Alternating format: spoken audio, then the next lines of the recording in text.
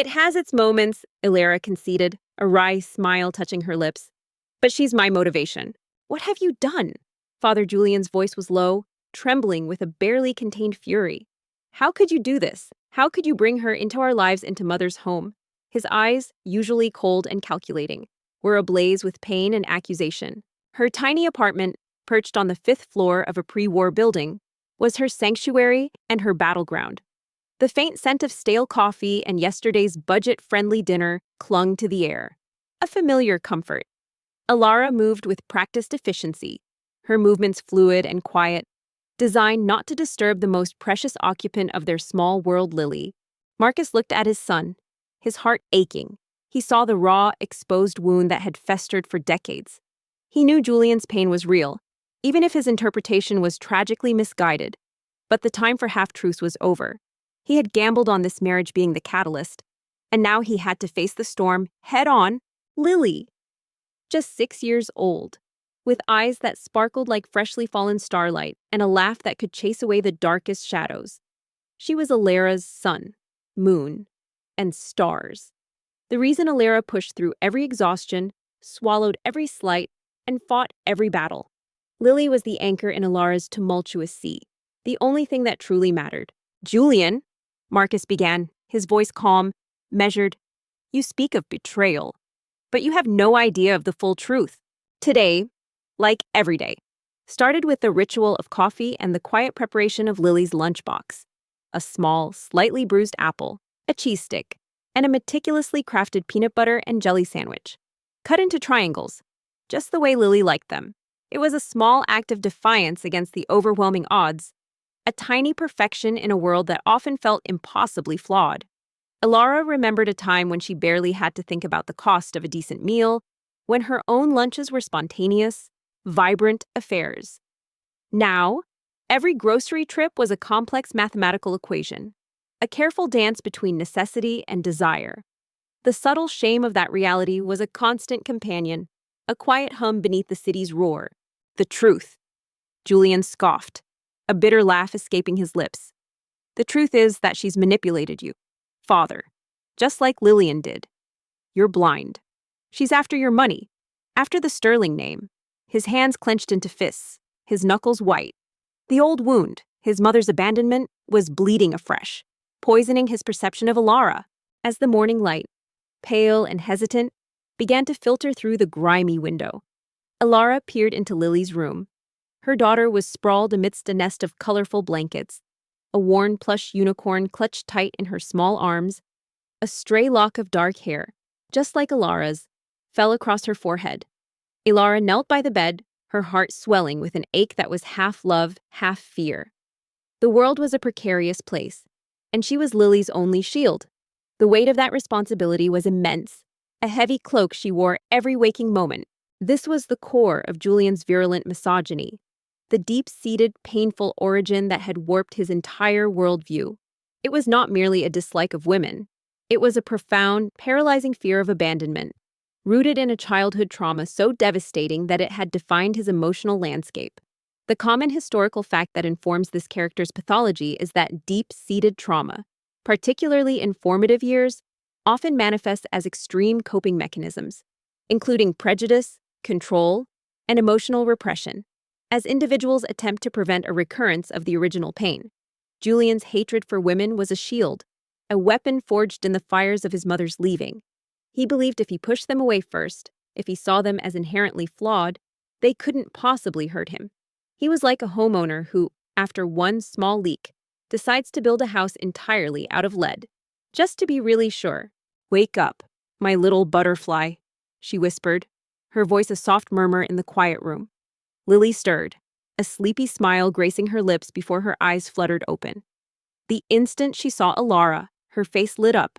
It was a simple joy, pure and unadulterated. And it was enough to fuel Ilara for another 18 hours. Lillian left us. Father Julian's voice cracked, revealing the raw, unhealed wound. She left me. She chose her freedom over her family, over her own son. She chose herself, her art, over us. His eyes glistened with unshed tears, a rare vulnerability. And now, you're bringing another one into the family. Another manipulative, self-serving woman who will just take what she wants and abandon you. The morning rush was a choreographed chaos. Breakfast of instant oatmeal, hurried dressing, and Alara braiding Lily's hair, her fingers nimble and practiced. "Mommy, will you be home early tonight?" Lily asked, her voice small, her eyes wide. It was the same question every morning, a constant reminder of Alara's guilt. Marcus rose slowly, walking around the desk to stand before his son. His voice, though still calm, was imbued with a profound sadness. "You believe Lillian abandoned us, Julian. And yes, her departure caused unimaginable pain. But you do not know the full story. There are layers to that truth, a complexity you were too young to understand." Alara forced a bright smile. "I'll try, sweetheart. But remember, Ms. Peterson has that fun craft project planned today." "Right." She ruffled Lily's hair, pushing back the pang of guilt. Early nights were a luxury Alara couldn't afford. Her 2 part-time jobs, one as a data entry clerk for a small accounting firm, the other as a freelance graphic designer for an online marketplace, demanded long, unpredictable hours. She worked from dawn till dusk, and often late into the night after Lily was asleep, fueled by stale coffee and an unyielding will. He then revealed the devastating narrative, a truth he had kept buried for decades, fearing it would further shatter Julian's fragile heart.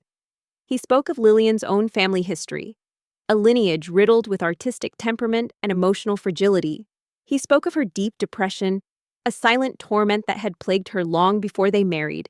He spoke of the immense pressure she felt within the Sterling dynasty, the suffocating expectations, the loss of her artistic identity, and finally, he spoke of her slow, agonizing decline, her desperate attempts to escape the gilded cage that had become her prison, not because she didn't love them, but because she was losing herself entirely. The walk to Ms. Peterson's in-home daycare was a daily ritual. Hand in hand, they navigated the crowded sidewalks, dodging business-suited commuters and the hurried delivery cyclists. The cacophony of the city seemed to amplify Alara's own anxieties. Every bill, every unexpected expense, every small crack in their fragile financial foundation felt like a direct threat to Lily's well-being.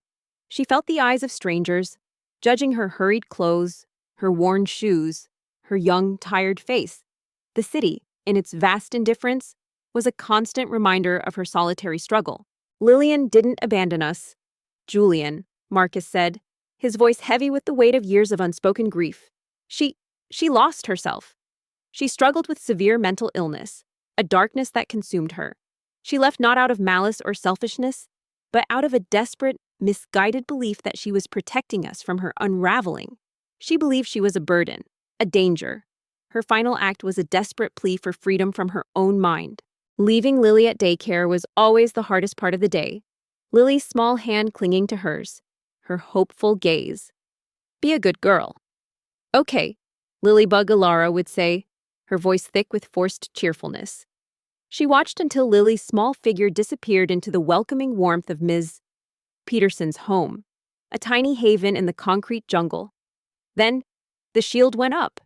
Ilara's shoulders straightened, her jaw tightened, and she became the professional, the focused, the unbreakable. Julian stared at his father, his face draining of color, mental illness.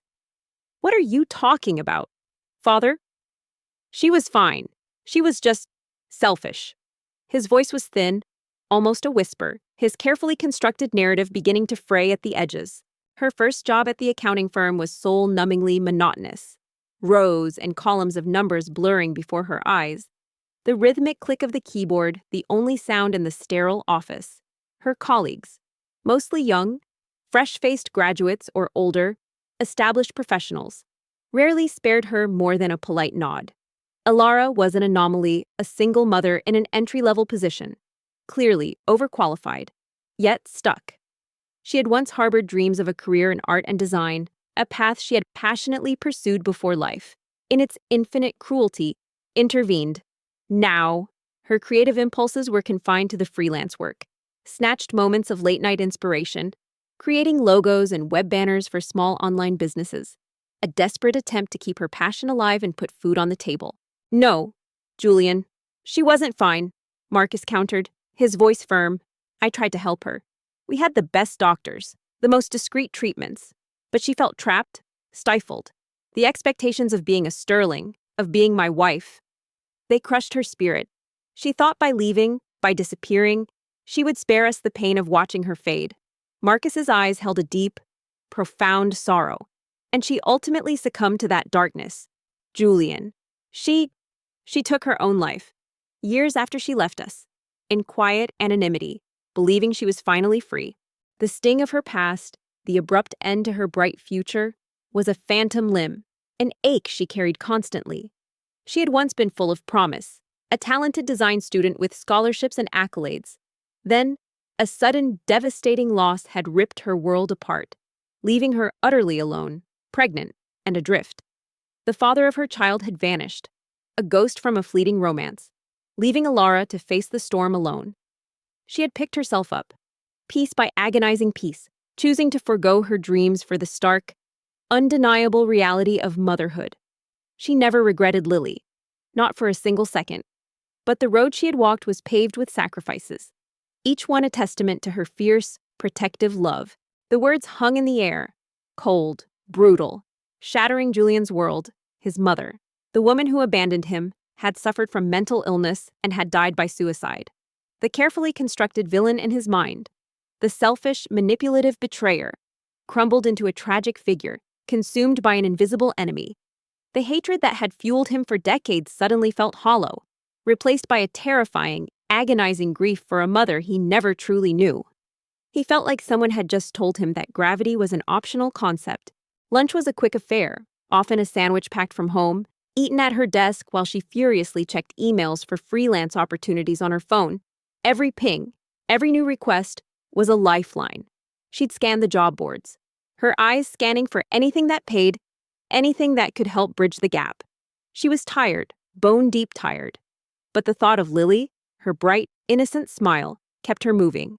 There was no room for self-pity, no time for despair, only forward.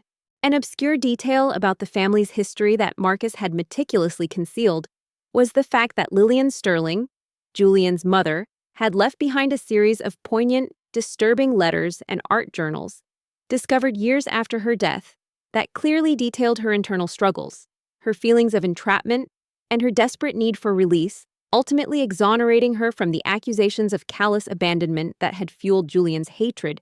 Marcus had kept these hidden, fearing their fragility would further damage his son. Now, however, he knew he had to bring them to light. He went to his safe, retrieving a worn leather-bound journal and a small sealed box of letters. One afternoon, a notification popped up on her freelance platform, a new design competition. The prize was substantial, enough to pay off a significant chunk of her outstanding medical bills and put a decent deposit on a safer, slightly larger apartment. The client was a newly acquired subsidiary of the Sterling Group. These were hers, Marcus said, placing them gently on the desk. Her journals, her last letters. I found them after I learned what had truly happened. His voice was barely a whisper. Read them, Julian, and then tell me she was simply selfish. The Sterling Group. The name itself resonated with power and untouchable wealth. It was one of the largest conglomerates in the country, a titan of industry with its fingers in everything from technology to real estate. The thought of even getting her work seen by such a prestigious company was daunting. But the prize money was a siren song she couldn't ignore. This wasn't just a job, it was a potential escape hatch. Julian picked up the journal, his hands trembling. He recognized his mother's elegant script, the vibrant sketches that filled the margins. He opened it, his eyes scanning the pages, the words blurring through a sudden onslaught of tears. He read of her suffocating loneliness, her desperate attempts to find solace in art, her feeling of being a gilded bird in a cage, her slow descent into a despair so profound it consumed her. He read of her love for him, a love she believed was tainted by her illness. He read of her final, desperate choice. The competition brief was vague, almost frustratingly so. It called for a reimagining of the subsidiary's current logo and brand identity, something modern, impactful, and reflective of future-forward vision. Alara sighed. Open-ended briefs were a double-edged sword, creative freedom, but also immense pressure to hit an elusive target. She spent her lunch break and every spare moment after work poring over the Sterling Group's existing aesthetics, their corporate philosophy, their market position. She knew it was a long shot. Thousands of designers would likely enter. But she had to try. For Lily, the monster he had built, the villain who had abandoned him, dissolved into a heartbroken woman, trapped by an illness she couldn't control. The years of resentment, the shield of misogyny he had worn, felt flimsy, a cruel lie he had told himself. His father had endured this silently, protecting him from a truth that would have broken him years ago. That evening, after picking Lily up and making a quick, healthy dinner of pasta and vegetables, Alara tucked her daughter into bed. "Tell me a story, Mommy," Lily murmured, her eyes already heavy with sleep. Alara smiled, the weariness momentarily receding. She spun a tale of a brave little squirrel who gathered nuts for winter, overcoming obstacles with kindness and cleverness. As Lily finally drifted off, Alara kissed her forehead, the soft rise and fall of her daughter's chest a comforting rhythm. And Alara Vance, Marcus continued, his voice softer now, gently guiding his son through the layers of revelation. She is not another Lillian. She is a woman of immense strength, resilience, and compassion. And she is also my niece, Julian, the daughter of my lost sister, Alara, who died many years ago, the first recipient of the scholarship I founded in her memory. Then, the second shift began. She brewed another cup of cheap coffee, its bitterness a familiar friend, and sat down at her small, rickety desk, her laptop humming to life. The Sterling Group brief glowed on the screen, a beacon of hope and a source of intense anxiety. She sketched, she brainstormed. She meticulously refined her ideas. Hours blurred into a singular, focused pursuit. The city outside her window, once a noisy companion, now seemed to quiet, replaced by the symphony of her own thoughts. The scratching of her pencil, the soft clicks of her mouse. Julian looked up from the journal, his eyes red-rimmed, his face pale with shock. "Your niece." But how? Her design began to take shape sleek, minimalist, with a subtle integration of organic lines that spoke to innovation and growth, yet retained a timeless elegance. She poured her heart into it, drawing on her suppressed artistic impulses, allowing herself to dream, just for a moment, that this could be her breakthrough. She imagined a life where she didn't have to count every penny, where Lily could have more than just necessities, where they could truly breathe. Marcus explained the lineage, the uncanny resemblance to his sister, the discovery of the grandmother's identity, the connection to Lily. He spoke of the locket, the stylized lily, a symbol of his sister's deepest hopes, now worn by Alara, and meant for Lily. The submission deadline loomed, a relentless countdown. Alara worked late into the nights, fueled by sheer willpower and the image of Lily's smiling face. She refined every curve, every shade, every font choice. She knew her design was good. It was professional, thoughtful, and unique. But in the vast, competitive world of corporate design, good often wasn't enough. You needed a spark, a connection, a slice of luck. The academic debate that often accompanies such profound personal revelations is whether an individual's entire life narrative can be fundamentally rewritten by a single, seismic truth, or if the process of reconciling new information with deeply ingrained beliefs is a gradual, often painful, and protracted journey of reevaluation and healing. For Julian, this was more than a revelation. It was an earthquake that shattered the very foundation of his identity, of his understanding of his family, and, most crucially, of his own ingrained prejudice. He couldn't simply switch off decades of hate. It would be a long, arduous process of rebuilding. But the truth had planted the first, undeniable seed. It was like suddenly being told that the sky is not blue, but a shimmering magenta. Your brain knows it's false, but you can't unsee the possibility. On the final day, with minutes to spare, she submitted her entry. A wave of exhaustion washed over her, mingled with a faint tremor of hope. She had done her best. The outcome was now out of her hands. She crawled into bed, the digital clock glowing 2:37 a.m., and drifted into a fitful sleep, her dreams filled with abstract shapes and the relentless hum of the city. Julian stumbled backward, collapsing into a chair, the journal still clutched in his hand. His mother. A victim. Not a villain. His father. a man burdened by an unbearable secret. And Alara, the woman he had publicly despised, now revealed as family, his own flesh and blood. It was too much. The walls he had built around his heart, the carefully constructed narratives, all came crashing down. The days that followed were a blur of routine: wake, work, daycare, freelance, sleep, repeat. The Sterling Group competition became a distant memory, a faint flicker of hope extinguished by the mundane realities of life. She had received no notification, no acknowledgement. It was just another long shot that didn't pay off. A common story, she thought, in the grand narrative of her life. He felt a profound sense of shame, a burning humiliation. How could he have been so wrong? How could he have perpetuated such a cruel lie for so long? His casual cruelties towards Alara, his relentless attacks, they were not just professional barbs. They were aimed at his own family, at his lost aunt's daughter. The irony was a bitter, nauseating taste in his mouth. Then, 2 weeks later, an email landed in her inbox. The subject line was Kurt Sterling Group Design Competition, finalist notification. Alara stared at the screen, her heart doing a frantic dance. Finalist. She reread it, her breath catching in her throat. She was one of 5 finalists. The next stage was an in-person presentation to the Sterling Group executives. Her hands trembled as she clicked the attachment, revealing the details. The presentation was in 3 days, and the panel would include the CEO himself, Mr. Marcus Sterling, and his son, Julian Sterling. He remembered her quiet defiance during the presentation, her unwavering composure.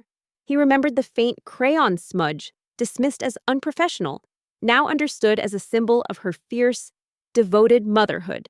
He remembered her relentless work ethic, the late-night emails, the obvious exhaustion, not signs of a calculating opportunist, but of a woman fighting tooth and nail for her child, just as his mother, in her own desperate way, had tried to fight for herself. A knot formed in Alara's stomach. Julian Sterling. She knew his reputation, a known womanizer, but more importantly, a man who publicly expressed disdain for women in business, often dismissing their capabilities without a second thought. Stories circulated in industry forums about his abrasive demeanor and his tendency to belittle female colleagues. Facing him, especially in such a high-stakes environment, filled her with dread. It was one thing to be overlooked, another entirely to be actively dismissed, to feel that familiar sting of prejudice.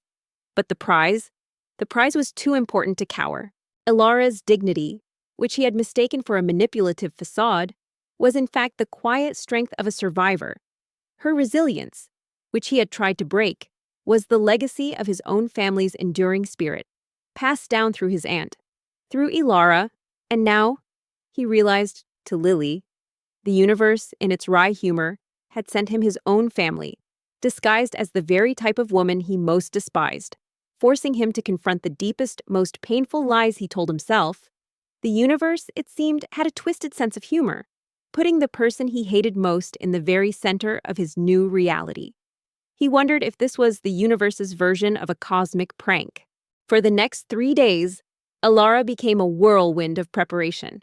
She rehearsed her presentation in front of the cracked mirror in her bathroom, her voice steady despite the tremor in her hands. She researched the Sterling Group and its subsidiaries with renewed vigor, wanting to anticipate every possible question. She found herself mentally preparing for Julian Sterling's presence, building an emotional barrier, reminding herself that his opinion, however hurtful, did not define her worth. She was Alara Vance, mother, survivor, artist, and she was doing this for Lily. Julian sat in the silence of his father's study, surrounded by the ghosts of his past and the shattering truth of his present. The hatred, once a roaring fire, had dwindled to cold ash, leaving behind a vast, aching emptiness. He felt a profound, overwhelming grief for his mother, for the life she lost, for the truth that had been hidden from him. And he felt a dawning, terrifying responsibility towards Alara and Lily, the family he had unknowingly inherited, the family he had so cruelly mistreated. The day of the presentation arrived, shrouded in a thin, nervous mist that seemed to mirror Alara's internal state. She chose her most professional outfit, a simple black blazer and a crisp white shirt, hoping they conveyed competence beyond their worn fabric. Her heart hammered against her ribs as she made her way to the gleaming glass tower that housed the Sterling Group's headquarters. It soared into the sky, a monument to power and prestige, a world away from her humble apartment. Marcus watched his son, a profound sadness in his eyes. He knew this was the first step in a long, arduous journey for Julian. The healing would not be instant. The deep-seated prejudice, the trauma, would take years to unravel. But the truth, however painful, had been laid bare. The lobby was a symphony of hushed luxury, polished marble, subtle lighting, and the discreet murmurs of well-dressed people. Alara felt acutely out of place, a small fish in a vast, intimidating ocean. A polite assistant directed her to a private conference room on an upper floor. As she stepped inside, the air seemed to thicken with anticipation. "She's family, Julian," Marcus said softly, his voice full of quiet hope. "Alara is family, and Lily. Lily is our legacy." The room was sleek and imposing, a long, gleaming table dominating the center. 3 figures were already seated. At the head of the table sat an older man, silver-haired and distinguished, with keen, intelligent eyes that seemed to miss nothing. This, she realized, was Marcus Sterling, the CEO. To his right, a younger man, impeccably dressed, with a sharp, almost chiseled face and an air of intense self-importance. His eyes, the color of cold steel, swept over Alara, a flicker of disdain already evident. This was Julian Sterling, and to Mr. Sterling's left sat a woman, elegantly dressed, with a kind, reassuring smile. She appeared to be a senior executive, perhaps head of marketing. Julian finally looked up, his eyes meeting his father's. The anger was gone, replaced by a profound, almost childlike despair. He was broken, raw, stripped of his cynical defenses. He had been so wrong, so terribly wrong. The woman he hated was his kin. The child he had dismissed was his great-niece. The entire framework of his life, his beliefs, his hatred, had been a cruel, self-inflicted deception. "Ms. Vance, the CEO, Marcus Sterling," began, his voice surprisingly warm, cutting through the tense silence. "Thank you for joining us. We've been very impressed with your submission." This was Julian Sterling's storm, not a tempest of rage against Alara, but a hurricane of self-realization, ripping through the carefully constructed lies of his past. And Alara, the unwitting catalyst, had simply, by being herself, forced him to confront the brutal, necessary truth. The path to redemption, a long and painful one, had just begun. He was like a character in a drama who suddenly realizes he's been playing the villain, and the audience has seen through him from the start. Alara managed a polite nod, her gaze deliberately avoiding Julian's. "Thank you, Mr. Sterling. It's an honor." The Sterling mansion was less a home and more a monument. Its sprawling grounds, manicured to within an inch of their life, whispered of old money and an impenetrable lineage. Its colossal doors, carved with intricate heraldic designs, seemed to guard not just wealth, but centuries of secrets. For Alara Vance, stepping through them felt less like entering a new chapter and more like crossing a threshold into another dimension entirely. A dimension of silent judgments, veiled skepticism, and the ever-present, simmering anger of Julian Sterling. Julian, however, wasn't one to be ignored.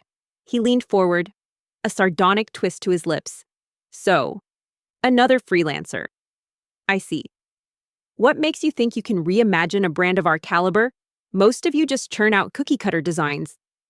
His tone was dripping with condescension, a dismissive wave of his hand.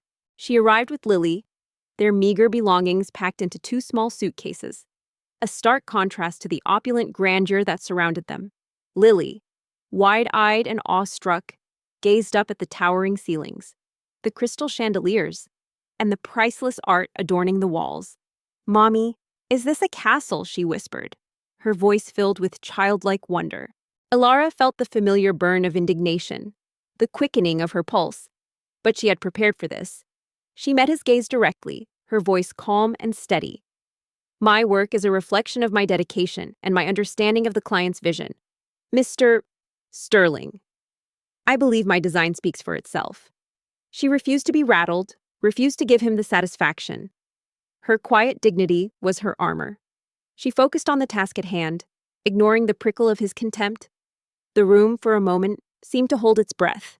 Alara forced a smile, a practiced art form. Something like that, my love, she murmured, a knot tightening in her stomach. It felt nothing like a castle. It felt like a gilded cage, a stage where she was suddenly thrust into a role she hadn't auditioned for. The sheer size of the place was overwhelming. The silence within its walls almost deafening after the constant hum of her small apartment. It was clean, pristine, and utterly devoid of the messy, comforting chaos of a real home. This was the beginning. The clash of two worlds, the collision of preconceived notions and unwavering resilience. Alara knew, in that moment, that this presentation was not just about her design.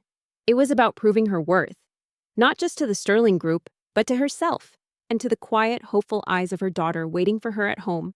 Marcus Sterling greeted them in the grand foyer, his expression a mixture of profound relief and subtle awkwardness. He knelt to Lily's level, his eyes surprisingly gentle. "Welcome, Lily," he said, his voice soft. "This is your new home." Lily, usually shy with strangers, found herself drawn to his unexpected warmth.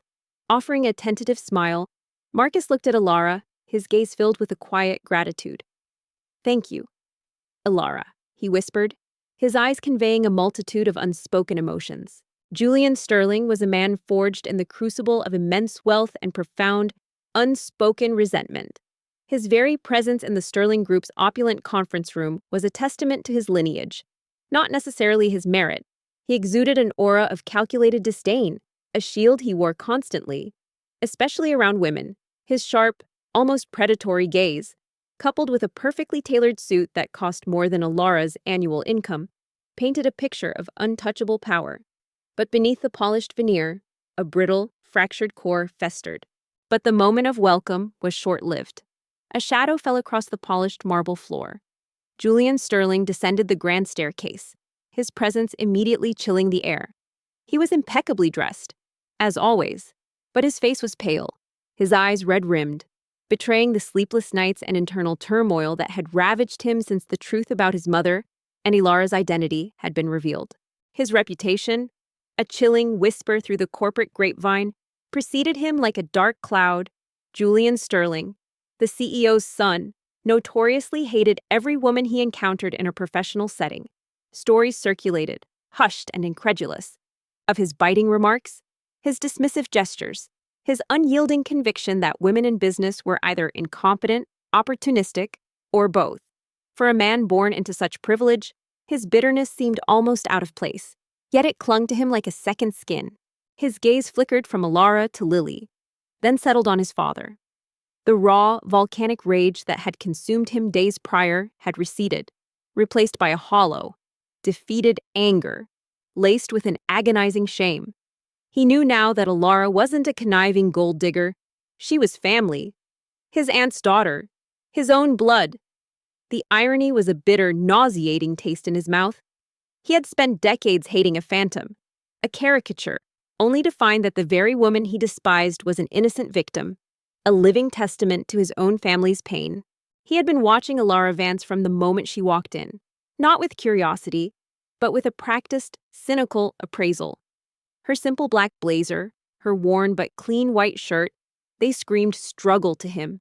He saw the faint shadows under her eyes, the subtle tension in her shoulders. To Julian, these were not signs of resilience, but of vulnerability, of a woman desperate to climb, likely using whatever means necessary. He had seen it before, or so he believed. "Welcome," Julian clipped, his voice devoid of warmth, though a subtle tremor betrayed his inner struggle. He didn't meet Ilara's gaze directly. He couldn't. The weight of his past cruelty, his ignorant accusations, was too heavy to bear. He felt like a bully who had just discovered his target was actually a long-lost cousin. The desire to lash out was still present, a deeply ingrained reflex, but it was now tangled with profound self-loathing and bewilderment. His world was one of gleaming skyscrapers, exclusive clubs, and a revolving door of equally privileged, impeccably dressed women, whom he dismissed as quickly as he acquired. They were accessories, transient figures in his grand, self-absorbed narrative. His disdain for them was not a secret. It was almost a point of pride. He often spoke of protecting the company from undue influence or emotional volatility, thinly veiled slurs aimed at any female professional who dared to challenge his perception. He had a particular talent for turning a simple business meeting into an icy interrogation, especially if the presenter was a woman.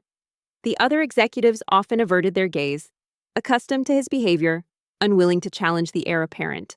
Elara merely nodded, her face impassive.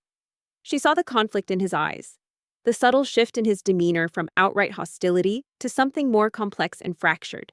It was still hostile, certainly, but it was the hostility of a man battling himself, not just her. She knew the truth had been revealed, but she also knew that decades of ingrained prejudice wouldn't simply vanish overnight. This was a long road, paved with unspoken resentments and the heavy burden of the past. This deeply ingrained misogyny wasn't born overnight. It was a slow, corrosive poison, instilled in him during his formative years. His mother, the ethereal and beautiful Lillian Sterling, had been a woman of immense charm and a devastating secret. When Julian was a young boy, perhaps 7 or 8 years old, his world had been defined by her radiant presence. She was his son, his confidant, the gentle hand that smoothed his hair and told him he could conquer the world. But his father, Marcus Sterling, had been a towering figure, consumed by the burgeoning empire he was building. He was often absent, his love expressed through lavish gifts rather than presents. The immediate days were a blur of overwhelming opulence and stifling etiquette. The mansion was staffed by an army of discreet, efficient individuals, housekeepers, chefs, gardeners, security personnel. Elara, accustomed to managing every detail of her life, found herself adrift in a sea of unspoken rules and luxurious amenities she didn't know how to navigate. A butler materialized to offer her tea, a chef appeared to discuss Lily's dietary preferences, and a personal assistant offered to unpack her modest suitcases. She felt like an alien, transplanted into a world where every need was anticipated, every desire catered to, yet her own sense of agency felt strangely diminished. Then came the unraveling. Julian had been too young to grasp the full implications, but the hushed arguments, the slamming doors, and the sudden, prolonged absences of his mother became the terrifying backdrop of his childhood. He heard snippets, whispers of another man, of clandestine trips, of a life his mother was living outside the gilded cage of the Sterling name. His father's face, usually composed and stoic, was etched with a pain Julian couldn't comprehend. The vibrant colors of his mother's personality seemed to drain away, replaced by a brittle, defensive shell. She learned quickly that the Sterling social circle was as intricate and unforgiving as the mansion itself. Hushed whispers followed her through the grand halls, veiled skepticism hidden behind polite smiles. She felt the eyes of Julian's friends, women he had dated, powerful business associates, all curious, all judging. She was the unexpected intruder, the enigma Marcus Sterling had plucked from obscurity. They saw her past, her status as a single mother, her lack of pedigree, and they silently questioned her motives. She was an open book under intense scrutiny, and the chapters they chose to read were rarely kind. The final, shattering blow came one rain-swept afternoon. Julian, home from school with a fever, had stumbled upon his father in the grand study, the room usually reserved for solemn business. Marcus Sterling sat at his immense mahogany desk, his shoulders slumped, a single, crumpled letter clutched in his hand. Julian remembered the tremor in his father's voice, the raw agony in his eyes as he revealed that his mother had left them. Not for another man, not for a better life, but for a life of her own choosing, abandoning the gilded cage and, more importantly, abandoning them. She had claimed the Sterling wealth was too stifling, the expectations too heavy. She left Julian, her only child, without a backward glance, disappearing into the vast anonymity of the world. During formal dinners, Elara sat beside Marcus, a silent recipient of veiled snipes and thinly disguised slights. Such a charming child. Lily, one matron cooed, her eyes darting to Lily, who was happily coloring in a corner of the drawing room. How wonderful that Mr. Sterling is so charitable. The word charitable hung in the air, a dismissive jab at Elara's perceived lack of fortune and a subtle implication that she was a kept woman, not a partner. The aftermath was devastating. Marcus Sterling, a man who built an empire with iron will, was broken. He retreated into his work, his already distant presence becoming almost phantom-like. The grand mansion, once filled with the faint echoes of his mother's laughter, became a mausoleum of silence. Julian was left alone, with a legion of nannies and tutors, but no genuine warmth, no guiding hand. He internalized his father's grief, twisting it into a narrative of betrayal.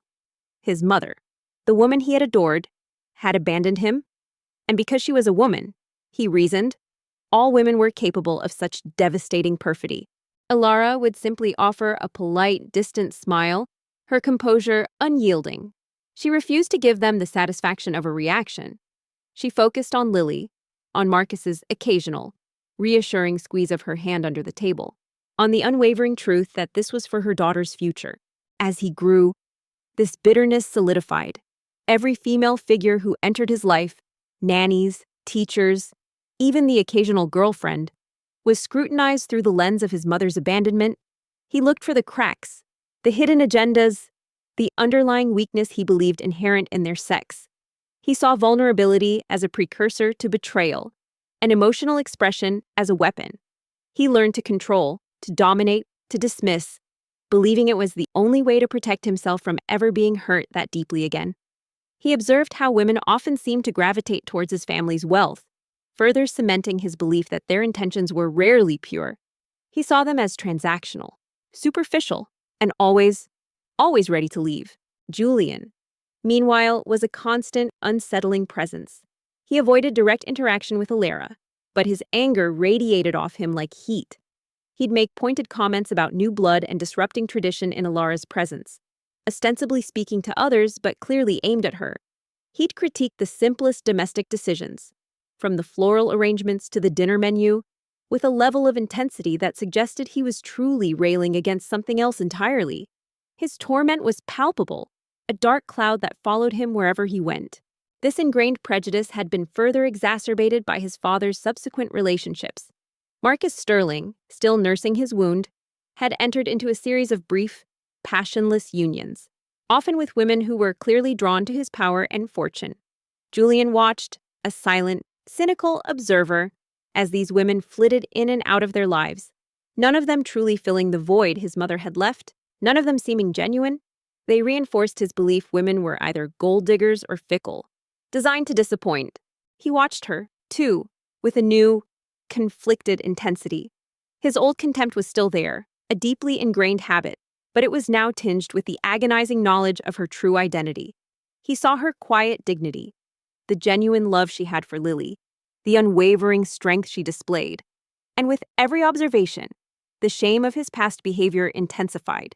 He had called her opportunist, manipulative, selfish, when all along, she was a survivor, a protector, and his own blood. The academic debate that now raged within Julian's mind was whether deeply ingrained prejudice, forged in personal trauma, could ever be truly eradicated, or if it merely shifts its manifestation, requiring constant, conscious effort to suppress its corrosive influence. Julian was learning, painfully, that unlearning hate was far harder than learning it. Now, sitting across from Alara Vance, Julian saw only another iteration of this perceived archetype. She was clearly struggling, seeking an opportunity, and in his cynical mind, that made her dangerous. She was, he presumed, like all the others, ambitious, perhaps manipulative, certainly not to be trusted. Her quiet dignity, her composed demeanor, he interpreted not as strength, but as a carefully constructed facade. Alara found solace in the unexpected kindness of Marcus Sterling. He was a man of few words, but his actions spoke volumes. He ensured Lily had a new, beautiful room filled with toys, a private tutor, and access to the best schools. He arranged for a discreet driver for Alara, giving her back some independence. He encouraged her to continue her design work, even offering her a dedicated studio space within the mansion, a generous gesture that reminded her of the artist she still was. He listened patiently when she voiced her discomfort with the social pressures, offering quiet advice and unwavering support. He was not a romantic partner, but a protector, a gentle guardian, and, increasingly, the family she had lost and never known. The presentation began. Alara, despite the visible tension in her shoulders, spoke with a clear, calm voice. She introduced her design concept, her words precise, her arguments well-reasoned, her voice soft yet confident, moved through the technical aspects of her logo design. The color palette, the typography. Julian barely listened to the details. He was studying her, looking for the telltale signs of nerves, the flicker of doubt, the moment she would falter. He was a predator, scrutinizing his prey. A common historical fact often seen in powerful, wealthy families is that the introduction of an outsider or unexpected heir frequently sparks intense social scrutiny and veiled hostility from established members of the elite, who view such an arrival as a threat to their own status and the purity of their lineage. Alara was experiencing this firsthand, a modern-day Cinderella story, but with significantly more passive-aggressive tension and less singing mice. She felt the weight of countless unspoken judgments, the subtle shifts in conversation when she entered a room, the thinly veiled curiosity about her past. She was a puzzle piece that didn't seem to fit the Sterling family's grand, intricate mosaic. The geometric lines, Alara explained, gesturing to the sleek, almost futuristic shape projected on the screen, represent precision and efficiency, core values of the Sterling group. The subtle curve, however, introduces an organic element, symbolizing growth and adaptability, essential for a forward-thinking entity. She spoke with an understated passion, a quiet conviction that was almost unnerving in its sincerity. One evening, as Alara tucked Lily into her lavish new bed, Lily looked up, her eyes bright with a mix of wonder and a hint of sadness. "Mommy, why is Uncle Julian always so mad?" she asked, her voice small. "He never smiles," Julian scoffed, a soft, dismissive sound that was barely audible but cut through the air. "Organic elements, adaptability. Are we designing a flower arrangement or a corporate identity? Ms. Vance." His voice was laced with an icy derision. "The Sterling group thrives on strength, on dominance, not on tusk curves." He emphasized the word with an almost sneering contempt. Alara's heart ached. She gently stroked Lily's hair. "Uncle Julian has a lot on his mind, sweetheart. Sometimes, grown-ups have big, complicated feelings they don't know how to show. He's trying to figure things out." It was a half-truth, but one she hoped would protect Lily from the toxic undercurrents of the mansion. Alara paused, her gaze steady. She didn't flinch, didn't raise her voice. "Mr. Sterling," she replied, her tone respectful, yet firm. "True strength lies in evolution. A company that cannot adapt eventually stagnates. And an impactful brand, in my view, embraces both precision and growth." Her words were measured, a quiet rebuttal that carried more weight than any shouted argument. An obscure detail about the Sterling mansion itself, a secret Alara stumbled upon, was the existence of a hidden, dusty art studio in the mansion's secluded west wing, filled with old canvases, dried paintbrushes, and half-finished sculptures, almost as if someone had left it mid-stroke decades ago. Alara found it one afternoon while exploring, drawn by a faint scent of turpentine. The studio was a time capsule, untouched for years, a ghost of creativity. The style of the unfinished works on the easels, the choice of colors, the raw, expressive brushstrokes, they resonated with her. A kindred spirit lost to time. It was a poignant discovery, a tangible link to the past, a silent whisper of the sister Marcus had lost. A woman who, like Alara, had found solace and expression in art. It was his mother's studio. Julian's eyes narrowed. He hadn't expected such composure. Most women wilted under his direct attacks, either dissolving into nervous apologies or exploding in frustration. Alara simply met his challenge with logic and an unshakable belief in her work. It annoyed him. It truly, deeply annoyed him. She wasn't playing the role he expected. Alara spent hours in that hidden studio, not touching anything, but simply breathing in its atmosphere. She felt a profound connection to the unknown artist, a kinship that transcended time. It was a space where she could finally breathe, where the oppressive weight of the mansion's social scrutiny lifted, and she could reconnect with the core of her own artistic soul. She realized, with a pang, that this was the very studio where Julian's mother, Lillian, had created her art, the space she had loved, and ultimately, perhaps, the space where her despair had deepened. The silent echoes of Lillian's presence hung in the air. A tragic beauty. Marcus Sterling, Julian's father, had been observing the exchange with a subtle, unreadable expression. He remained silent, allowing the tension to simmer. His eyes, however, lingered on Alara. He noticed the slight tremor in her hands as she clicked to the next slide, but also the unwavering focus in her eyes. He saw resilience, a quality he deeply admired, one he rarely saw in the superficial world Julian inhabited. One afternoon, Julian, driven by a restless energy he couldn't quell, found himself wandering through the mansion's less used wings. He saw a sliver of light beneath the door of the old art studio, a place that had been locked and untouched for decades. His father had sealed it after Lillian left, a painful memorial. He pushed the door open, his heart thudding. As Alara continued, she showcased mock-ups of her design applied to various corporate materials, business cards, letterheads, even a digital advertisement. Each iteration was thoughtfully rendered, demonstrating a keen eye for detail and a practical understanding of brand application. She had clearly put in the hours, gone beyond the basic requirements. Alara was inside, not touching the canvases, but simply standing amidst the dusty relics, her face serene, a look of profound understanding in her eyes. She felt the same pain, the same despair that had emanated from those long-abandoned creations.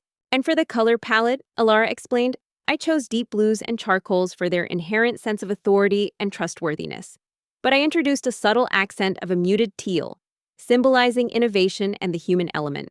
It's a touch that modernizes the classic corporate feel without losing its gravitas. Julian stopped, frozen in the doorway. He saw her, not as the interloper he had despised, but as a silent witness, standing in the sacred space of his mother's last creative breaths. He saw the empathy on her face, the way she seemed to connect with the very essence of the woman he had just begun to truly understand. Julian leaned back in his chair, tapping his pen rhythmically on the polished table. A human element in the Sterling group. I must have missed that memo, he muttered, loud enough for everyone to hear. We're about profit, Ms. Vance, about market share. Emotions tend to complicate that. What are you doing in here? Julian's voice was hoarse, a mix of anger and raw vulnerability. This was his mother's sanctuary, a place he hadn't dared to enter since she left. The woman executive, Ms. Harrison, cleared her throat subtly. Julian, the market is increasingly valuing brands with a perceived human connection, she interjected, a hint of steel in her otherwise polite voice. She had worked with Julian for years and understood his tactics. Alara turned, her expression calm, though a flicker of surprise crossed her face. I found it, she said softly, her gaze sweeping around the room. It's beautiful and sad. She didn't offer excuses, didn't try to justify her presence. She simply stated the truth. Julian merely shot her a dismissive glance before turning his cold gaze back to Alara. So, Ms. Vance, enlighten me. What exactly is your background? What makes you qualified to dictate the aesthetic of a company of our magnitude? His question was loaded, designed to expose any weakness, any perceived lack of pedigree. Julian's eyes fell on a half-finished portrait on an easel, a hauntingly beautiful, melancholic face that was undeniably Lillian's. He saw the desperation in the brushstrokes, the raw emotion. He saw, for the first time, not the beautiful, cruel woman who had abandoned him, but a soul in agony, trapped and yearning for release. Alara took a steadying breath. This was the moment where her past could either empower her or be weaponized against her. She chose honesty, but with a strategic omission. I have a bachelor's degree in graphic design, Mr. Sterling, and several years of experience as a freelance designer, working with a diverse range of clients. My qualifications are in my portfolio and my ability to deliver results. She didn't mention the scholarships, the aborted dreams, the long years of struggle. That was her private battle. She was suffering, wasn't she? Alara asked quietly, her gaze on the portrait, her voice filled with a gentle understanding. She tried to find solace here. Freelance, Julian repeated, drawing out the word like a dismissive epithet. So, no corporate experience then. No understanding of the demands of a global enterprise. He folded his arms, a smirk playing on his lips. Just another aspiring artist dabbling in the corporate world, hoping for a big break, I presume? Julian clenched his jaw, unable to speak. The truth was too raw, too painful. He looked at Alara, seeing not the woman he hated, but a woman who, through her own pain and understanding, saw the true tragedy of his mother. It was an uncanny moment of shared vulnerability, an unexpected bridge between two people seemingly separated by an abyss of resentment. The insult stung. It was precisely the judgment she had anticipated, the very stereotype she fought against every day. But beneath the sting, a quiet fire began to burn. My lack of traditional corporate experience. Mr. Sterling, Alara stated, her voice now imbued with a subtle, steely edge, allows me to approach challenges with fresh eyes, unburdened by conventional thinking. And my dabbling, as you call it, has kept me afloat through significant personal challenges, while still allowing me to produce high-quality work for my clients. She met his gaze unflinchingly, her eyes radiating a quiet defiance. She wasn't just defending her work, she was defending her very existence. The academic debate about the healing power of shared grief and understanding, particularly when confronting deeply personal and previously hidden family traumas, often explores how acknowledging another's suffering can break down barriers and foster unexpected connections. Julian and Alara, standing in Lillian's silent studio, were experiencing this raw, profound truth. Alara, through her empathy and her own artistic soul, was inadvertently offering Julian a pathway to understanding his mother and, by extension, to begin to heal his own fractured heart. Marcus Sterling leaned forward, his expression unreadable. He could see the defiance in Alara's eyes, the quiet strength that Julian seemed so determined to break. He recognized that look. It was the same fierce determination he'd once seen in himself, in the early lean years of building his empire. He found himself intrigued, a rare emotion in his often monotonous corporate life. He remained silent, his shoulders slumped, the weight of his mother's suffering, and his own prolonged ignorance, pressing down on him. Alara didn't press, didn't offer empty platitudes. She simply stood there, a quiet, empathetic presence, allowing him to feel the raw, agonizing truth of his mother's tragedy. The presentation concluded with Alara answering a few more technical questions from Ms. Harrison, deftly sidestepping Julian's cynical remarks. She remained poised, professional, and entirely unbowed. When it was over, she gathered her materials, a sense of quiet exhaustion washing over her. She knew she had given it her all, in that quiet, dusty studio, surrounded by the remnants of a lost artist's dream. A silent truce began to form between them. It wasn't forgiveness, not yet. It was something far more fundamental, a shared recognition of pain, a dawning understanding that their lives were far more intertwined, their histories far more tragically similar than Julian had ever dared to imagine. And for Alara, navigating the strange new world of the Sterling mansion, the hidden studio, and the unexpected, fragile connection forged in shared grief, became her sanctuary, a place where the whispers of the past began to hint at a path towards a future, not just for herself and Lily, but perhaps for the broken, struggling heir of the Sterling Empire. "Thank you, Ms. Vance," Marcus Sterling said, his voice softer now. "We will be in touch." The dusty art studio became a silent, unspoken sanctuary, a place where the rigid walls of the Sterling mansion seemed to soften, and the oppressive weight of Julian Sterling's hatred began its slow, agonizing retreat.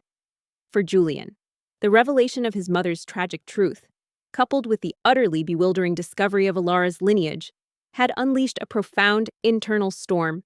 His world, meticulously constructed on a foundation of cynicism and misogyny, had shattered, leaving him adrift in a terrifying sea of self-doubt and agonizing shame.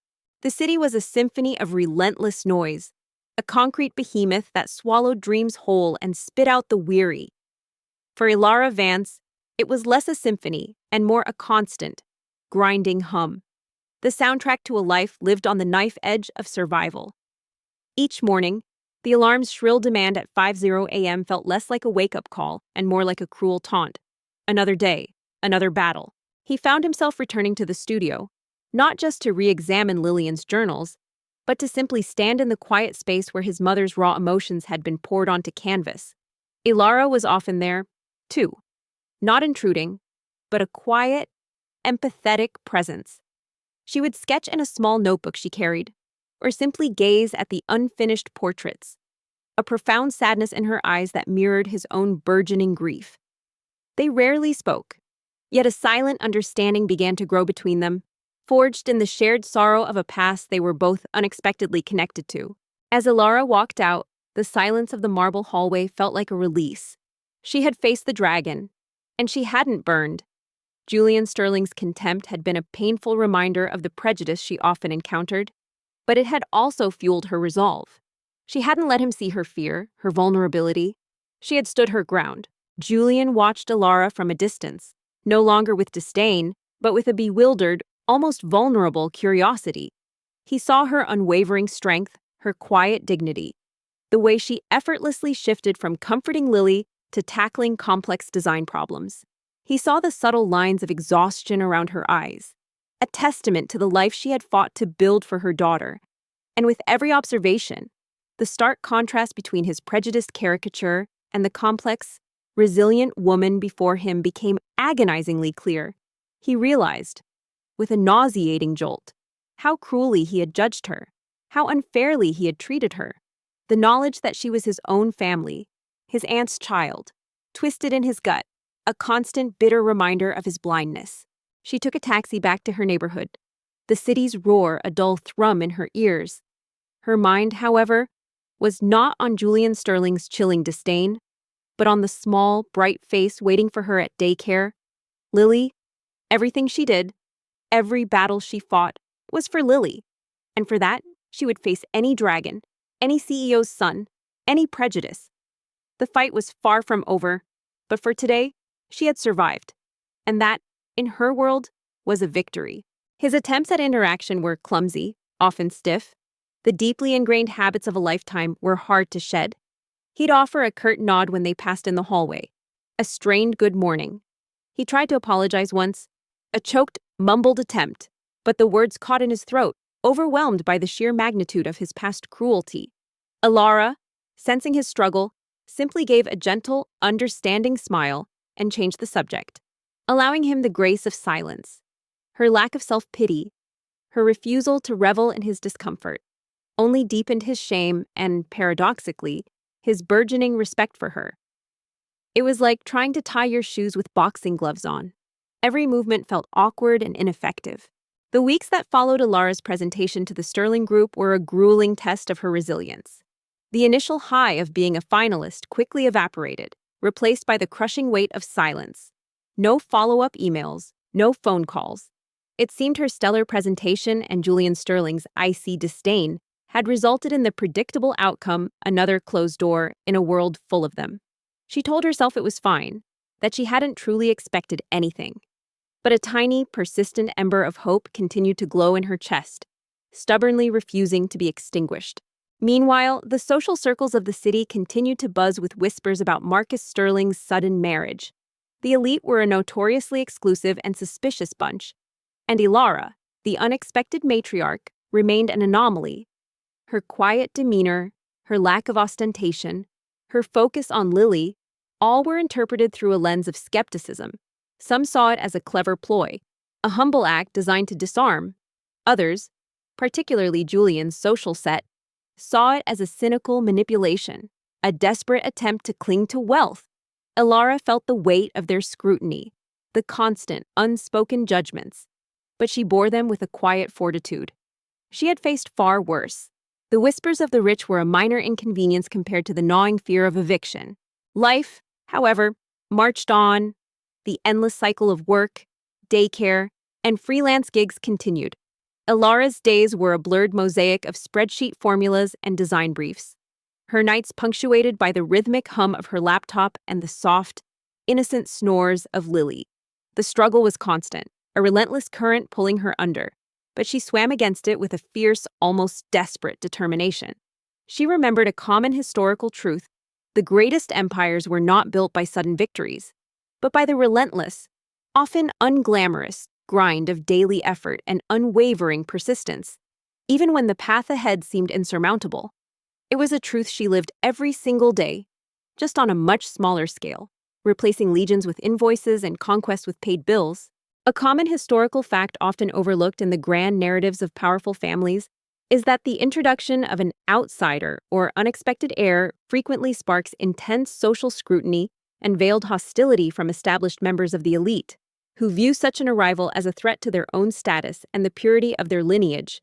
Ilara was experiencing this firsthand, a modern-day Cinderella story, but with significantly more passive-aggressive tension and less singing mice.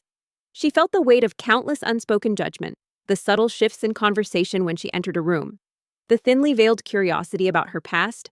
She was a puzzle piece that didn't seem to fit the Sterling family's grand, intricate mosaic. Then an email arrived, not from the Sterling Group directly, but from the smaller subsidiary whose logo she had reimagined. The subject line read, "Engagement Request, Project XYZ." It was an offer for a freelance contract. Not the competition prize, not the prestigious position she had briefly dreamed of, but a substantial project nonetheless. It was a lifeline. The most vocal of these detractors was Fiona Dubois, a socialite with an impeccable pedigree and a history of a brief, ill-fated romance with Julian. Fiona, still smarting from Julian's abrupt dismissal and her failure to secure a more permanent place in his life, saw Ilara as a direct threat. She was exquisitely beautiful, with eyes that could cut glass and a smile that rarely reached them. She embodied the glittering, ruthless side of high society. She believed Ilara was a fraud, a gold digger who had somehow bewitched Marcus Sterling, and she was determined to expose her. She accepted immediately, the relief washing over her like a warm tide. The project involved rebranding several smaller, recently acquired ventures under the subsidiary's umbrella. It was complex, multifaceted, and demanded a keen eye for detail and a deep understanding of brand strategy. It also required her to work closely with an internal team at the Sterling Group. Her heart sank slightly when she saw the contact person listed Julian Sterling. Fiona began her subtle campaign. She'd invite Ilara to exclusive charity galas, then subtly seat her next to known gossips, feeding them exaggerated tales of Ilara's humble background. She'd make passive-aggressive remarks about Ilara's quaint style, or her refreshing naivety about the nuances of high society. She'd orchestrate moments designed to highlight Ilara's perceived lack of polish or social grace. Ilara endured it all with a quiet dignity, her composure an impenetrable shield. She was too busy building Lily's future to play petty social games. She had learned long ago that true power lay in silence, in refusing to engage with those who sought to diminish her. He was the project lead, the very person who had tried to dissect her with his gaze and dismiss her with his words. The thought of reporting to him, of enduring his constant scrutiny and thinly veiled contempt, was daunting. But the contract was too important to refuse. It paid well, better than any freelance gig she'd secured so far, and it offered the stability she desperately craved. It would mean fewer late nights scavenging for smaller jobs, more consistent income, and perhaps, just perhaps, a little breathing room for her and Lily. She just hoped his disdain wasn't infectious. She'd hate to suddenly wake up one morning with an aversion to all things good and pure, like sunshine and puppies. Julian, still battling his own demons, was acutely aware of Fiona's machinations. He saw her veiled cruelty, her calculated attempts to undermine Ilara. He saw the same manipulative tendencies in Fiona that he had once mistakenly projected onto Ilara. The irony was a bitter pill to swallow. He remembered how he had once encouraged Fiona's cruel humor, how he had joined in the casual dismissal of others. Now, watching Fiona attack Ilara, he felt a sickening wave of regret and an unfamiliar urge to intervene. He owed Ilara, owed her for the decades of his contempt, owed her for the truth that had shattered his comfortable lies. He knew, deep down, that he needed to protect her. Not just because she was family, but because she was a good, honorable woman who was being unjustly targeted. Their first remote meeting was as frosty as she'd anticipated. Julian's voice, filtered through the conference call, was clipped and impersonal. He assigned tasks with rapid-fire precision, his tone conveying a clear message: "Don't waste my time." He barely acknowledged Ilara by name, referring to her simply as the external designer. Ilara, for her part, maintained a professional facade, absorbing his instructions, asking clarifying questions with a calm that belied her inner turmoil. An obscure detail about Fiona Dubois' family history that Julian himself had once used to his advantage was the Dubois family's reliance on the Sterling Group for several key investments and partnerships, a financial tether that gave Marcus Sterling considerable, albeit unspoken, leverage over their social standing and business ventures. Julian knew this, and it made Fiona's public antagonism towards Alara a dangerous game. Fiona was, in essence, biting the hand that fed her, unknowingly playing a game that Marcus Sterling could, and likely would, end at a moment's notice. This detail provided Julian with a unique insight into the true power dynamics at play. As the project progressed, Alara found herself immersed in the work. It was demanding, requiring long hours and meticulous attention to detail, but it also allowed her creative spirit to soar. She excelled at synthesizing complex information into visually compelling narratives, translating dry corporate objectives into vibrant, engaging designs. She poured her energy into every deliverable, treating each task not just as a job, but as an opportunity to prove herself. Not to Julian, but to herself, and to the unseen forces that had tested her so relentlessly. The academic debate that often arises when deeply ingrained personal biases and public prejudice clash is whether genuine personal growth requires active public atonement and defense of the previously maligned, or, if silent, internal transformation is sufficient. Julian found himself at a crossroads. His ingrained habits screamed for him to remain silent, to let Fiona's social games play out.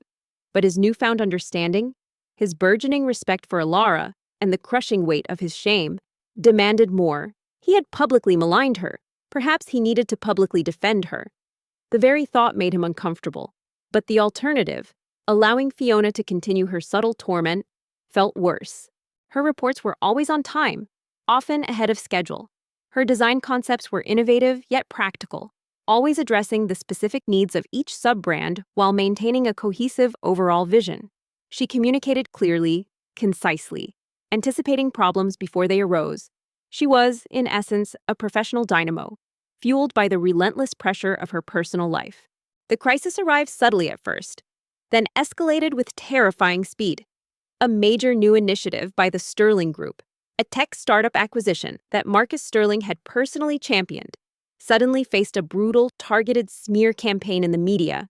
Anonymous leaks, fabricated stories, and thinly sourced accusations of unethical practices began to flood the internet and industry news outlets. The stock price began to tumble.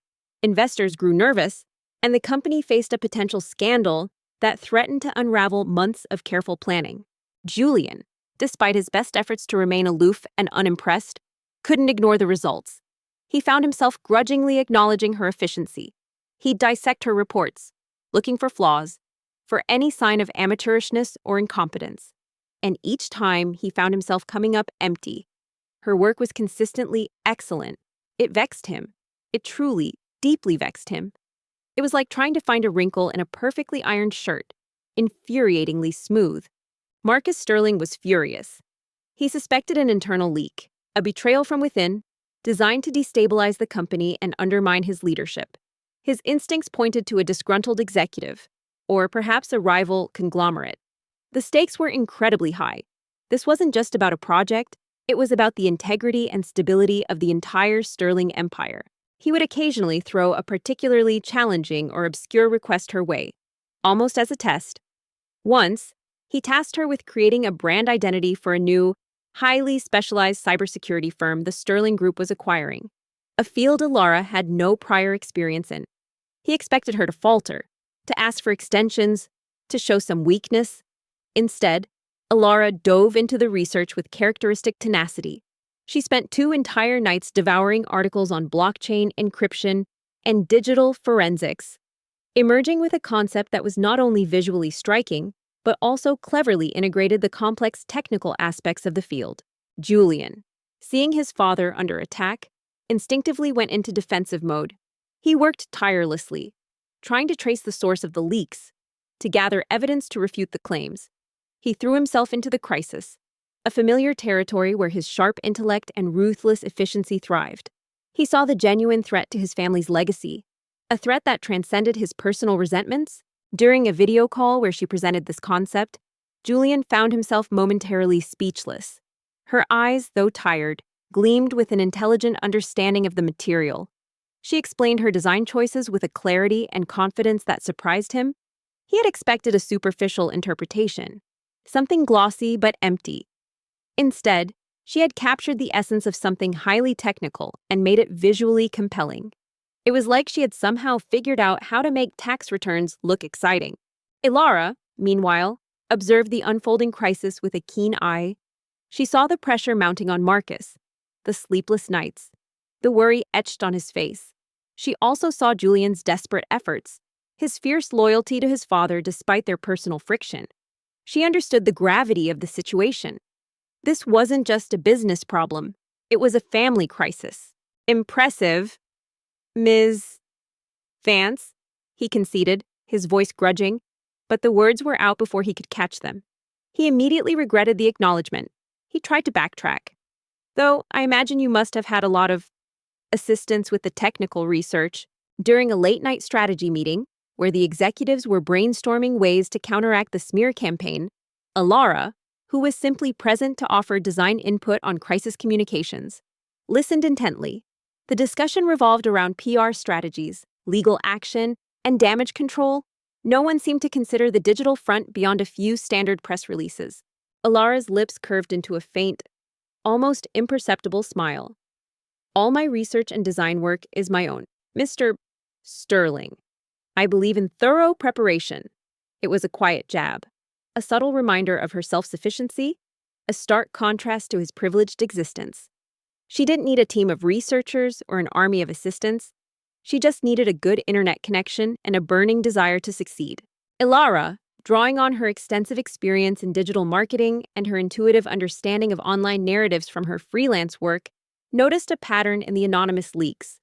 They were not random, they were strategically placed across obscure yet influential industry blogs and niche forums, designed to fly under the radar of mainstream media until they gained critical mass. It was a sophisticated, insidious attack. Julian felt a flicker of something he couldn't quite name. Annoyance. Yes, but also a hint of grudging respect. It was an uncomfortable feeling, like a splinter under the skin. He was accustomed to discrediting women, to finding fault, to reinforcing his narrative of their inherent weaknesses. Ilara Vance was making it disturbingly difficult. She waited for a lull in the intense discussion, then spoke, her voice calm and clear, cutting through the tense air. Mr. Sterling, if I may, the nature of these attacks, they don't seem purely public relations. They're designed for digital virality, targeting specific online communities first. Before they hit mainstream news, traditional PR responses might be too slow. Her focus, he realized, was unwavering. She wasn't trying to impress him, or charm him, or get ahead through anything but sheer merit. She was simply doing her job, and doing it exceptionally well. He saw her email timestamps, often sending updates at ungodly hours. Well past midnight, he noticed the quiet efficiency with which she handled revisions. Never complaining, always delivering. It was the diligence of someone with a powerful, hidden motivation. He couldn't help but wonder what drove her. Julian, who was furiously typing on his laptop, looked up, a flicker of surprise in his eyes. He had been so focused on the corporate and legal aspects, he hadn't fully considered the intricate digital strategy behind the attacks. One particular instance, a critical deadline loomed for a high-profile brand launch. A key piece of data needed for the final design approval was delayed. The internal team was panicking, but Ilara, instead of waiting, had proactively designed alternative layouts, anticipating the potential setback. When the data finally came through, her preemptive work meant they lost only a few hours, not an entire day, saving the project from a significant delay. Marcus Sterling looked at her, his expression thoughtful. Go on. Ilara, Julian, usually the one to bark orders and fix problems, found himself on the receiving end of a calm email from Ilara, outlining her solution. He felt a rare surge of something akin to admiration. Quickly suppressed, he sent a curt, one-line reply. Noted. Proceed.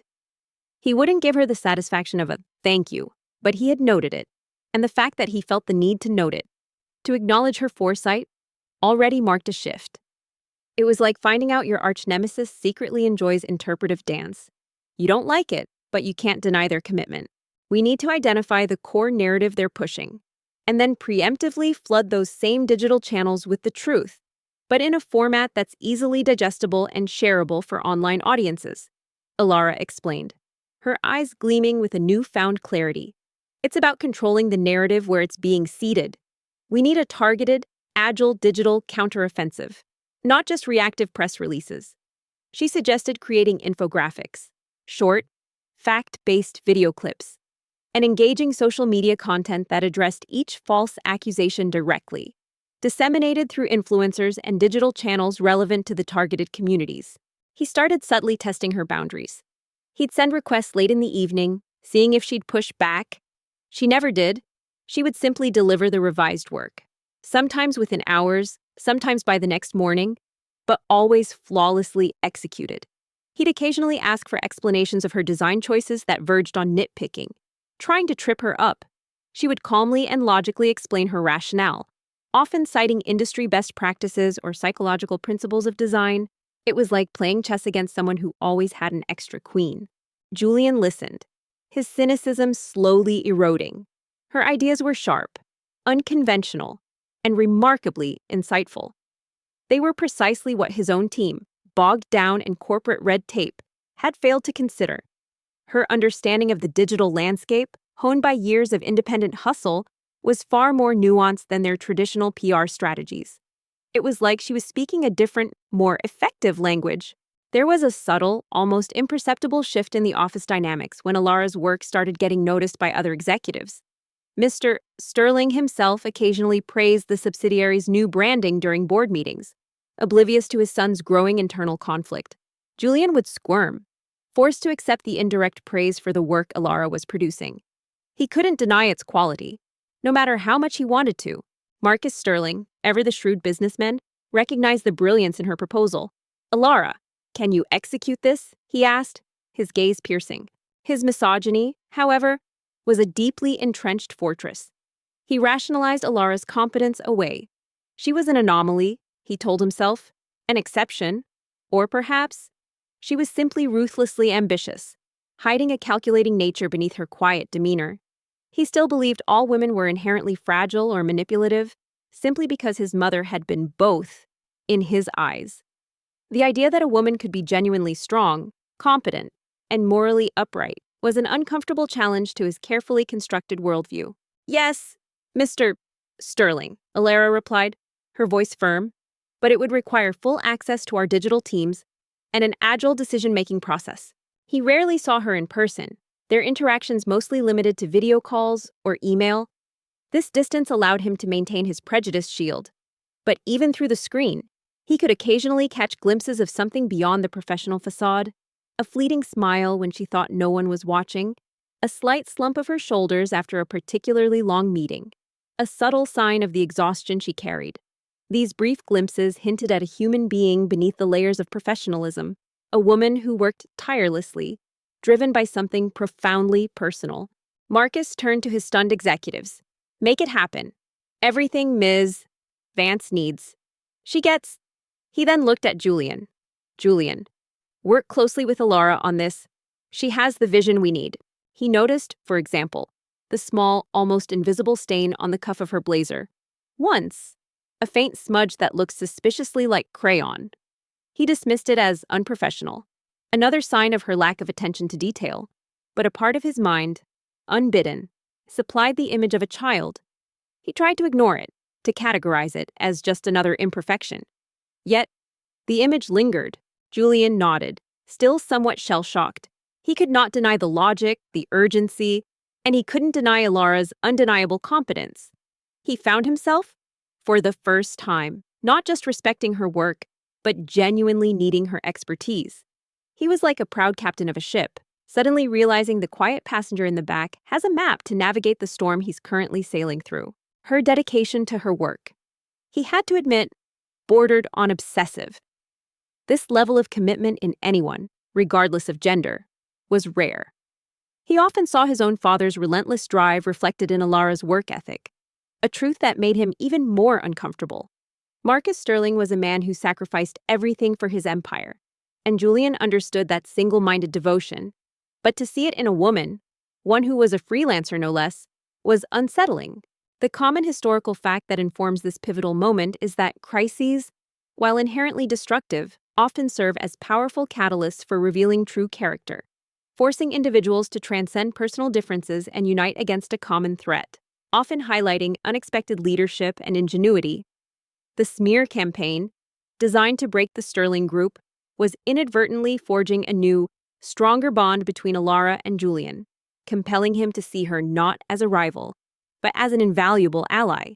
There was a phrase the scholars often debated in history, a concept that Julian, in his current state, embodied the fundamental academic debate about human perception versus objective reality, often centers on how deeply ingrained personal biases and past traumas can warp an individual's interpretation of events and people.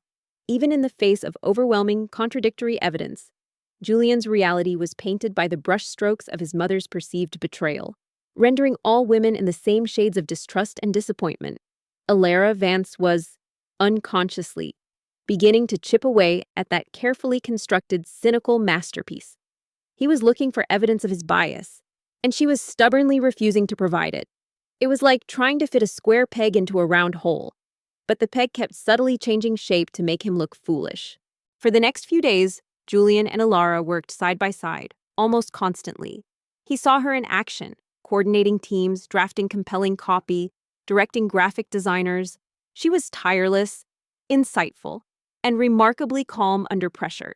He watched her meticulously fact-check every claim, her integrity shining through even in the chaotic, high-stakes environment. He observed her clear, concise communication, her ability to inspire confidence in the team she led. One late evening, Julian found himself scrolling through a digital archive of old company records, a task unrelated to Alara's project. He stumbled upon an old press release, dating back almost 2 decades, about a new scholarship program the Sterling Group had briefly funded for promising art and design students. He saw a list of names. One of them, a familiar name from his father's casual mentions, was at the very top: Alara Vance, recipient of the inaugural Sterling Arts and Design Fellowship. The scholarship had been discontinued shortly after its first year, a casualty of a corporate restructuring, or perhaps a personal whim of his father's. He couldn't recall. But the name stuck out: Alara Vance. He saw the lines of fatigue deepen on her face, but also the fierce determination in her eyes.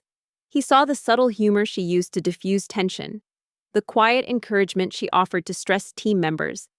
He saw her sneak in quick, whispered phone calls to Ms. Peterson, checking on Lily, a constant reminder of the life that fueled her relentless drive. The woman who was currently working tirelessly on his project, the one he had just dismissed as a freelancer dabbling, had once been recognized by his own family's foundation as a rising star, years before her freelance dabbling began. The information sat heavy in his mind, an uncomfortable truth that refused to be rationalized away. It was a unique detail, one that painted a very different picture of Alara Vance than the one he had so carefully constructed. He felt a sudden, sharp pang of something unfamiliar, not just annoyance, but perhaps a tiny tremor of bewilderment. He found himself instinctively protecting her, shielding her from unnecessary distractions, running interference with demanding executives.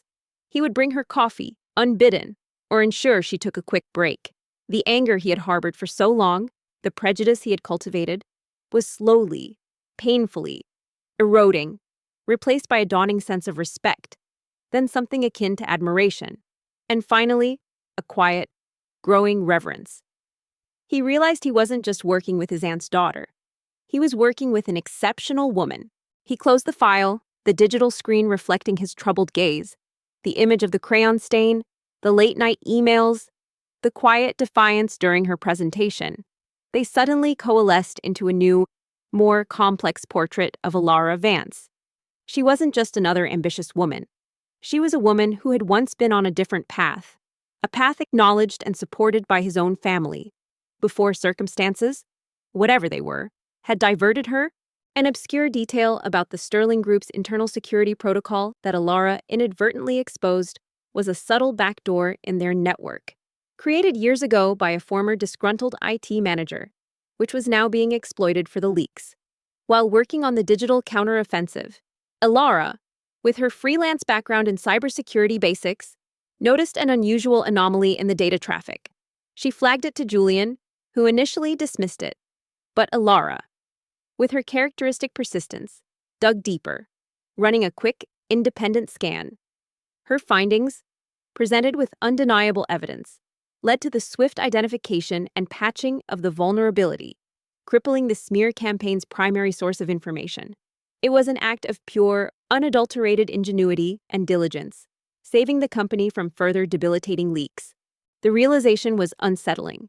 It challenged the very foundation of his prejudice, introducing a variable he hadn't accounted for: a past, a history, a story that extended beyond his immediate, cynical assumptions. For the first time, Julian Sterling felt a subtle crack in his carefully constructed fortress of misogyny. And the crack, though tiny, was enough to let in a sliver of uncomfortable light. He was starting to see a person, not just a category. And that, for Julian Sterling, was a truly disturbing and utterly fascinating development. Julian stared at the report Ilara handed him, his face pale. The back door. A significant security lapse that his own highly paid IT department had missed for years. And Ilara, the freelancer dabbling, had found it. The shame was profound, but so was the overwhelming awe. She had not only designed their salvation, but had also unearthed the hidden wound that allowed the attacks in the first place. Julian Sterling found himself in an unfamiliar and profoundly unsettling state: bewilderment. The discovery of Ilara Vance's Sterling Arts and Design Fellowship, a scholarship granted by his own family's foundation, gnawed at him. It was a dissonant note in the carefully orchestrated symphony of his prejudice. She wasn't just a freelancer dabbling, hoping for a break. She was someone who had once been recognized for her talent, formally acknowledged by his father's legacy. It was an inconvenient truth, a crack in the formidable wall of his contempt. The academic debate that now raged within Julian was the complex interplay between intellectual humility and ingrained arrogance, questioning whether profound competence, when revealed by an unexpected source, can truly dismantle decades of ego and prejudice, leading to genuine transformation. Julian had always believed he was the smartest, the most capable. Ilara had just proven him devastatingly wrong. Not with words, but with irrefutable action. The blow to his ego was immense, but it was also, paradoxically, liberating. He was forced to confront his own limitations, his own hubris, and in doing so, he began to see Ilara not as a threat, but as a teacher, a guide, a silent testament to a different kind of strength. His usual, effortless disdain for women in the workplace suddenly felt cumbersome. He continued to scrutinize Ilara's work with the meticulous precision of a forensic scientist, searching for the flaws that would confirm his biases. He wanted to find evidence of her inadequacy, to prove that his cynical worldview was correct. Yet, with each passing week, each delivered report, each impeccably designed concept, Ilara stubbornly refused to provide it. The smear campaign, thanks to Ilara's strategic brilliance and the swift action enabled by Julian, was neutralized. The leaks stopped, the false narratives were countered, and the Sterling Group's stock stabilized. Marcus Sterling, immensely relieved, publicly praised Julian for his leadership during the crisis. But in private, he sought out Ilara, his eyes shining with profound gratitude. "You saved us. Ilara," he said, his voice thick with emotion. "You truly saved the company. And Julian, he sees it now. He truly sees you." Her efficiency was relentless.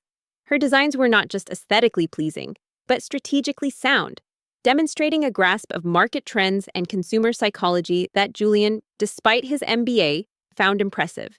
She was, quite simply, good, painfully, undeniably good. It was like trying to find a fault in a perfectly crafted diamond. You could scrutinize it all day, but its brilliance remained. Julian, standing awkwardly nearby, heard his father's words. He saw the genuine, heartfelt thanks in his father's eyes as he looked at Ilara. He saw the pride. And for the first time, he felt no resentment, no jealousy, only a quiet, profound realization. He escalated his subtle tests. He'd intentionally provide vague instructions, then observe if she asked clarifying questions or simply floundered. Ilara would ask, her queries concise and intelligent, ensuring she understood the core objective before proceeding. He'd set impossibly tight deadlines for minor revisions, expecting a missed target or a shoddy rush job. Instead, a polished, revised version would land in his inbox within hours, often accompanied by a brief, professional note. Her response time was almost uncanny. It was as if she had an internal clock set to unstoppable. He walked over to Alara, his shoulders squared, his gaze finally meeting hers directly. Stripped of all pretense, his voice, usually clipped and cold, was soft, almost tentative. "Ilara," he began, a tremor in his voice. I have been an absolute fool. My behavior towards you. My words. They were unforgivable. I am so deeply sorry." The apology, raw and heartfelt, was a profound confession, a shattering of the last vestiges of his arrogance. "You are truly remarkable. And I was wrong about everything." A particularly challenging project arose: the conceptualization of a new interactive digital platform for the Sterling Group's burgeoning e-commerce division. This was a flagship initiative, personally championed by Marcus Sterling, Julian's father. It required not just strong visual design, but an intuitive user experience UX flow, a deep understanding of complex data visualization, and an ability to translate abstract business goals into tangible digital interfaces. It was a labyrinth of requirements, a project designed to test even the most seasoned design firms, let alone a single freelancer. Alara looked at him, her heart softening. She saw the genuine remorse in his eyes, the profound humility. It wasn't just an apology, it was a surrender, an acknowledgement of his past cruelty and a desperate plea for understanding. She saw the man beneath the veneer of wealth and prejudice, a broken man trying, painfully, to heal.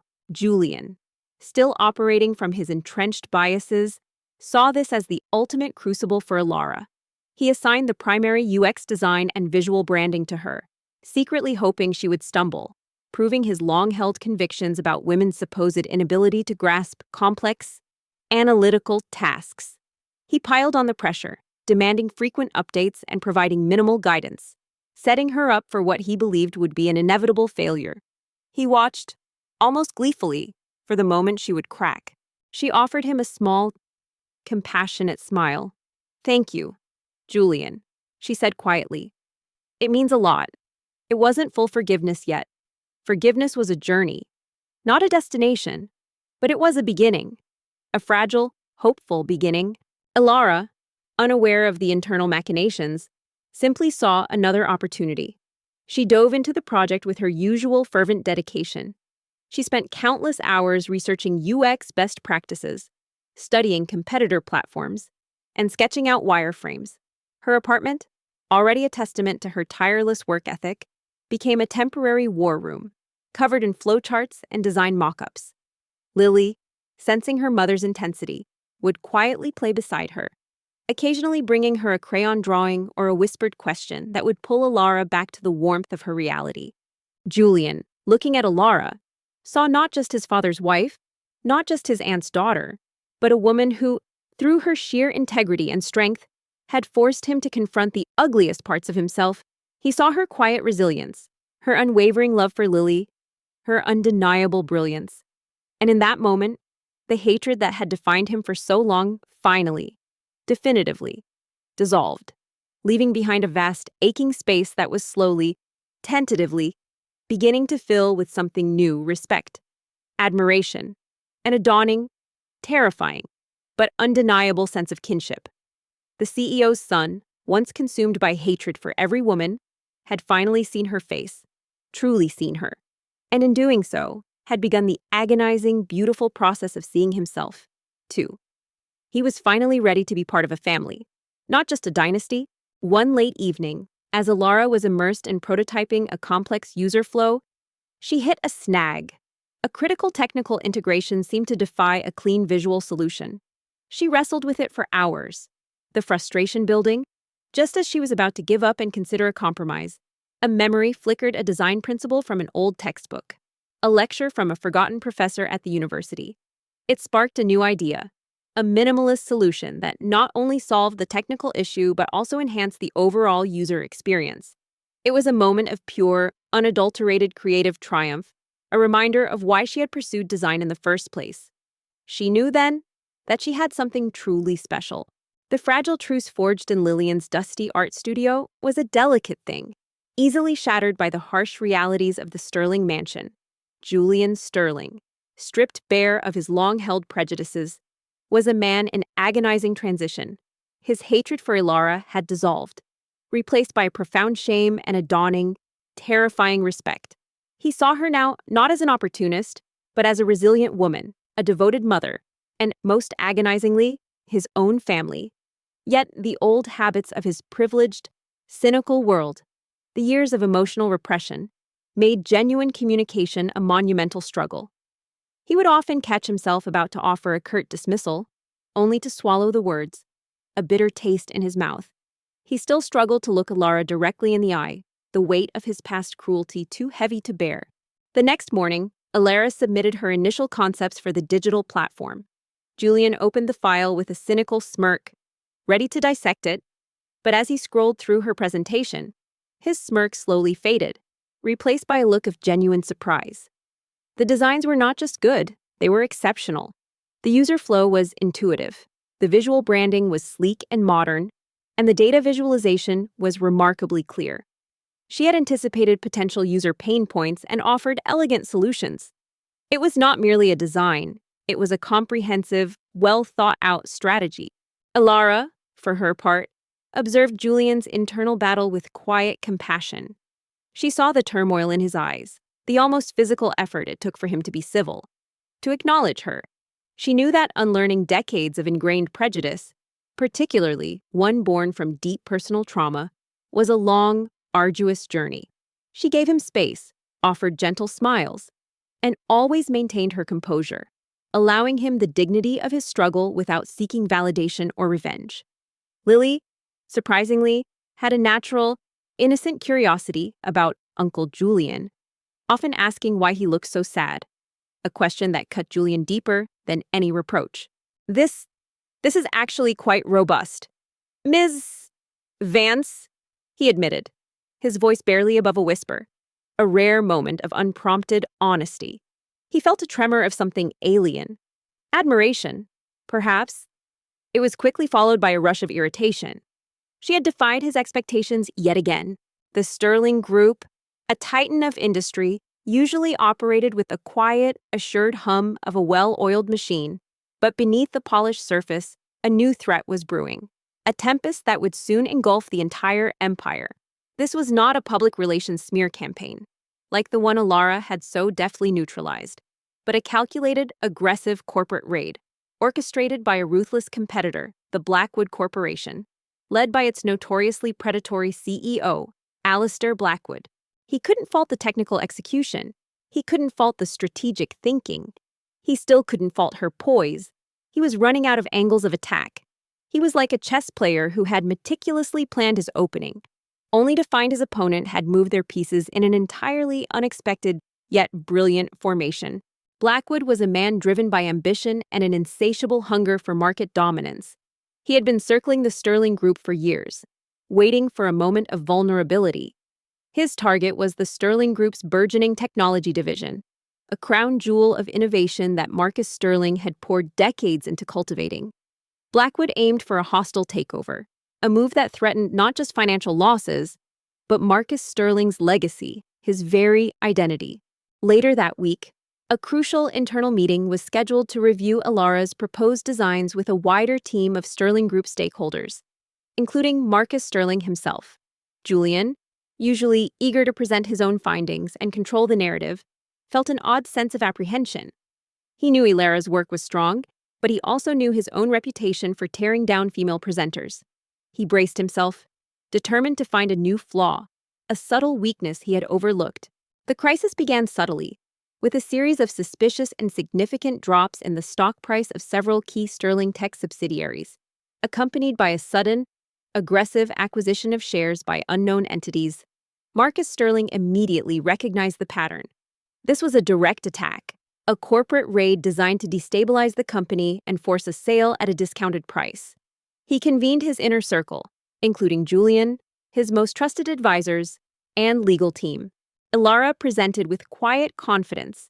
She articulated her design philosophy, walked through the user journey, and defended her choices with logical precision. Her voice, though soft, carried an undeniable authority when discussing her work. She fielded technical questions with ease, demonstrating a breadth of knowledge that far exceeded her freelance title. The meetings became a relentless barrage of data, legal strategies, and counter-tactics, The air in the executive boardroom was thick with tension, palpable stress radiating from every corner. Marcus Sterling, usually stoic, showed signs of strain, his jaw tight, his eyes weary. This was personal. This was his life's work under siege.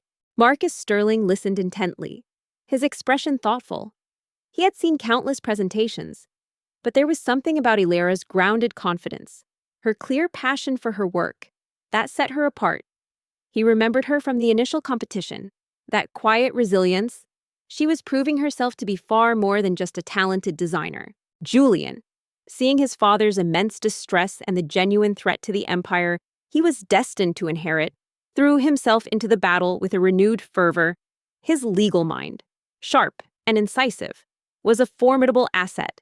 He worked tirelessly, analyzing market data, scrutinizing legal loopholes, and devising defensive strategies. For the first time, his sharp intellect was not aimed at tearing down, but at fiercely protecting.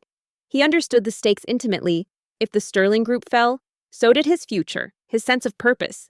Julian, meanwhile, remained mostly silent, a highly unusual occurrence. He interjected only once, attempting to poke a hole in her projected user retention rates. Those projections seem rather optimistic. Ms. Vance, he challenged, his voice regaining its usual icy edge. Have you accounted for typical churn rates in this segment? Ilara, initially, was not part of these high-level strategic meetings. She was busy continuing her work on the e-commerce platform, largely isolated from the unfolding corporate war, but she saw the late-night lights in Marcus's and Julian's offices, the hushed conversations, the worried expressions on the staff's faces. She felt the heavy atmosphere, the tension that permeated the mansion.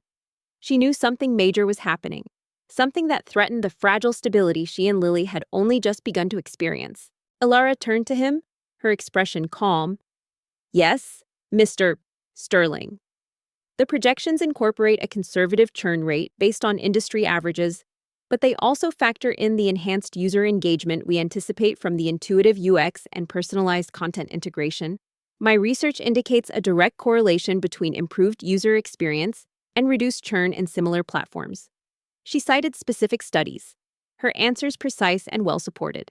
A common historical fact, often seen in times of economic or political upheaval, is that periods of intense external pressure frequently expose internal vulnerabilities that were previously overlooked, forcing organizations or nations to adapt or face collapse. The Blackwood Corporation's aggressive tactics were not just an external attack. They were leveraging existing, subtle weaknesses within the Sterling Group's structure, forcing them to confront deeper issues than just market share. It was like a well-aimed punch that not only hurts, but also reveals a previously unknown glass jaw. Julian found himself disarmed. Her answer was not only correct, but also demonstrated a deeper dive into the data than he had anticipated. He had no counter. He simply nodded curtly, a flicker of something resembling respect in his eyes, quickly masked. He was like a villain in a movie who keeps throwing increasingly elaborate traps, only for the hero to effortlessly sidestep them with surprising grace. One evening, as Ilara was working late in her studio, researching a minor design update for the e-commerce platform, she stumbled upon a peculiarity. The platform relied heavily on a specific proprietary software developed by one of the tech subsidiaries, now being targeted by Blackwood.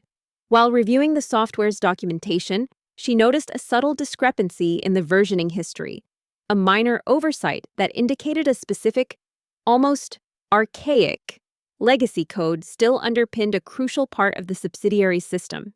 It was a tiny thread, easily missed by those focused on the larger picture. This particular exchange did not go unnoticed by Marcus Sterling. He observed his son's rare silence, the slight tension in Julian's jaw. He had seen Julian verbally dismantle numerous male and female colleagues over the years, often with brutal efficiency. But with Ilara, Julian seemed stumped. It was an intriguing development, one that piqued Marcus's curiosity even further. She remembered an obscure detail from her early days of freelance work, a niche online forum dedicated to deprecated coding languages, where she'd once helped a client troubleshoot a similar issue. She recalled a specific vulnerability, a backdoor known only to a small community of vintage tech enthusiasts, that could be exploited if such legacy code was still active. It was an arcane piece of knowledge, utterly useless in modern tech, but potentially catastrophic if the circumstances were just right. Her mind, trained to spot patterns and connections, immediately made the leap. An obscure detail about human behavior in high-pressure environments often overlooked is the tendency for genuine competence, when consistently displayed, to slowly erode even the most deeply entrenched biases, particularly in individuals who value results above all else. Julian, for all his misogyny, was, at his core, a businessman who valued efficiency and tangible outcomes. Alara's work, simply by being unequivocally excellent, was chipping away at his ideological fortress. One perfectly rendered pixel at a time, it was like a tiny stream wearing down a mighty rock, not through brute force, but through relentless, persistent flow. The academic debate that often arises in competitive environments is whether true innovation and strategic advantage often come not from grand, revolutionary leaps, but from the ability to leverage seemingly insignificant, overlooked details or connections that others dismiss as irrelevant. Alara's freelance past, her experience with diverse, smaller projects, gave her a unique perspective, allowing her to spot a vulnerability that the Sterling Group's highly specialized, big-picture strategists had missed. She was a silent detective, finding the microscopic clue that could solve the entire mystery. Later that week, Julian found himself stuck in unexpected traffic on his way home. He took a detour through a residential area, cutting through a neighborhood he rarely visited. As he drove past a modest community park, he caught sight of a familiar silhouette. It was Alara Vance. She was sitting on a park bench, her posture relaxed, her head tilted back, a soft smile on her face. Beside her, a small girl with bright, energetic movements chased a ball, her laughter echoing through the evening air. It was Lily. Alara felt a cold dread settle in her stomach. If this vulnerability existed and Blackwood discovered it, it could be the digital Achilles heel that brought the entire tech division, and perhaps the Sterling Group, to its knees.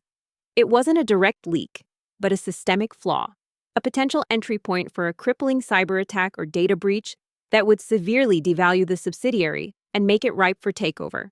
Alara looked utterly different from her corporate persona. Her hair was loose, pulled back simply with a clip. She wore a comfortable, somewhat faded sweatshirt and jeans. The tired lines around her eyes were still there, but softened by an undeniable joy that radiated from her as she watched her daughter. Julian observed her for a few silent moments, unseen.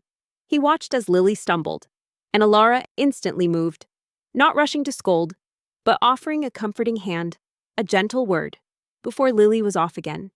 He saw the genuine warmth, the unreserved love in Alara's gaze as she looked at her child. She knew she had to alert Marcus and Julian. She walked quickly to Marcus's study, her heart pounding. The door was ajar, and she heard Marcus's weary voice, then Julian's frustrated tones. She hesitated, not wanting to intrude on what was clearly a high-stakes, private discussion. It was a small, mundane scene, but it hit Julian with an unexpected force. This wasn't the ambitious, calculating freelancer he had tried to pigeonhole. This was a mother, pure and simple, finding immense joy in the presence of her child. He saw the profound, quiet strength that drove her, the dedication that extended far beyond professional ambition, her late-night emails, her relentless work ethic. They weren't about chasing power, they were about providing for that small, laughing girl. Julian, however, looked up and saw her standing there. His initial instinct was to snap, to tell her to leave. But the weariness in his own eyes, the stress of the battle, and the dawning respect for her capabilities held him back. "Alara," he asked, his voice softer than usual. "Is everything all right?"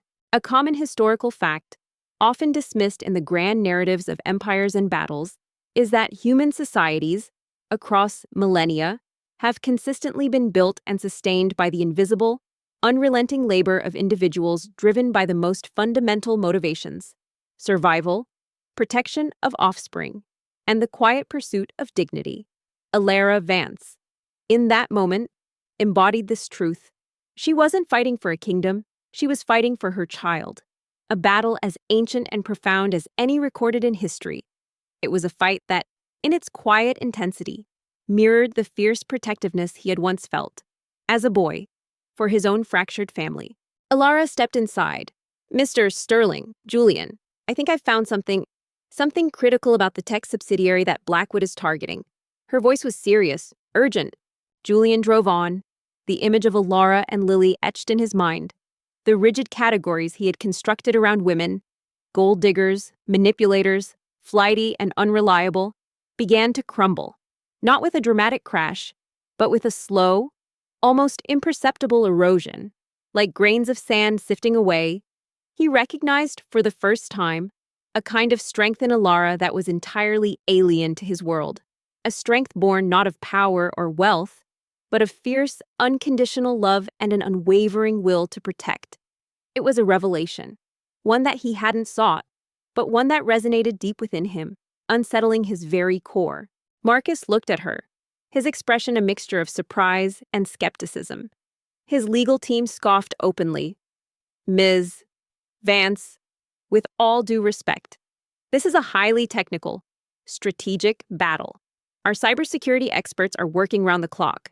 The academic debate that often arises when confronting deeply ingrained biases is whether true personal transformation can only occur through significant external upheaval, or if a series of small, consistent exposures to contradictory evidence can gradually chip away at long-held prejudices, leading to a more nuanced understanding of reality. For Julian, it wasn't a single catastrophic event, but the cumulative effect of Alara's undeniable competence, coupled with the unexpected glimpse into her private world, that was slowly, painstakingly dismantling his carefully constructed narrative of misogyny. He wasn't reformed overnight, but the cracks were undeniable, and the light, once a mere sliver, was steadily, persistently widening. It's not a cybersecurity flaw in the traditional sense, Alara explained, her voice gaining strength. It's a legacy code vulnerability, a specific, almost deprecated framework that still underpins part of the subsidiary's primary software. If Blackwood knows about it, they could exploit it to devalue the asset significantly. It's a backdoor, a structural weakness. He found himself thinking about her more often, not just in a professional capacity, but as a person. He noticed her subtle humor in casual email exchanges, the way she structured her arguments with quiet conviction. He began to see her not as an archetype, but as an individual, complex and resilient, driven by something far nobler than the pursuit of corporate glory. His disdain, once an effortless reflex, now felt heavy, ill-fitting. The hate, he realized, was slowly starting to ebb, replaced by a grudging, unsettling, but undeniable respect. Julian, remembering Alara's astonishing discovery of the internal network backdoor during the smear campaign, felt a jolt of recognition. He cut off the scoffing lawyer. Let her explain. Gentlemen, Ms. Vance has a knack for spotting these things. His voice, though still gruff, held a clear note of trust, an almost imperceptible shift in his demeanor that was startling to the others in the room. The Sterling Group's digital platform project continued, a whirlwind of deadlines, revisions, and the persistent, if now slightly muted, tension with Julian Sterling. Alara Vance found herself navigating this complex professional landscape with practiced grace, her focus unwavering, her determination fueled by the quiet joy of Lily's smile and the ever-present weight of her responsibilities. She was a silent force, a woman whose true strength lay not in overt confrontation, but in an unshakable inner core.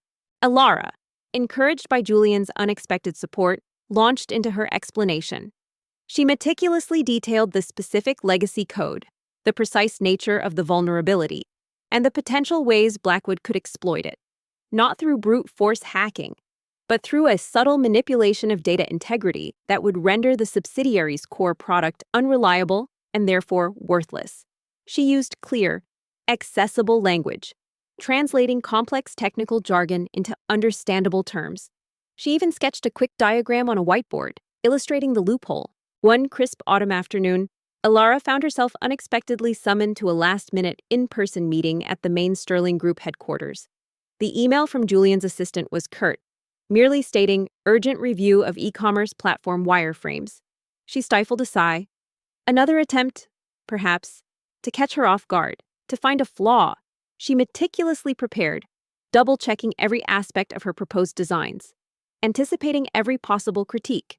Marcus Sterling listened, his gaze fixed on Alara, his initial skepticism slowly replaced by a dawning horror. Her explanation was too precise, too logical, to be dismissed. This wasn't a vague hunch, it was a deeply informed analysis. The meeting room was not the same one from her initial presentation, but a smaller, more intimate executive boardroom on a different floor. As she stepped inside, she found Julian Sterling already seated at the polished mahogany table, his expression as unyielding as ever. But to her surprise, two other figures were present: Ms. Harrison, the head of marketing who had shown her quiet support, and, to Alara's utter shock, Marcus Sterling, the CEO himself. "If what you're saying is true, Alara," Marcus said, his voice grim, "this would give Blackwood a catastrophic advantage. It could be a poison pill, rendering the entire acquisition worthless if we don't patch it immediately." Marcus Sterling was rarely seen in such small, operational meetings. His presence indicated the paramount importance of the e-commerce platform, a personal priority for the head of the empire. Alara felt a fresh wave of nerves, her heart quickening its pace. This wasn't just Julian's gauntlet.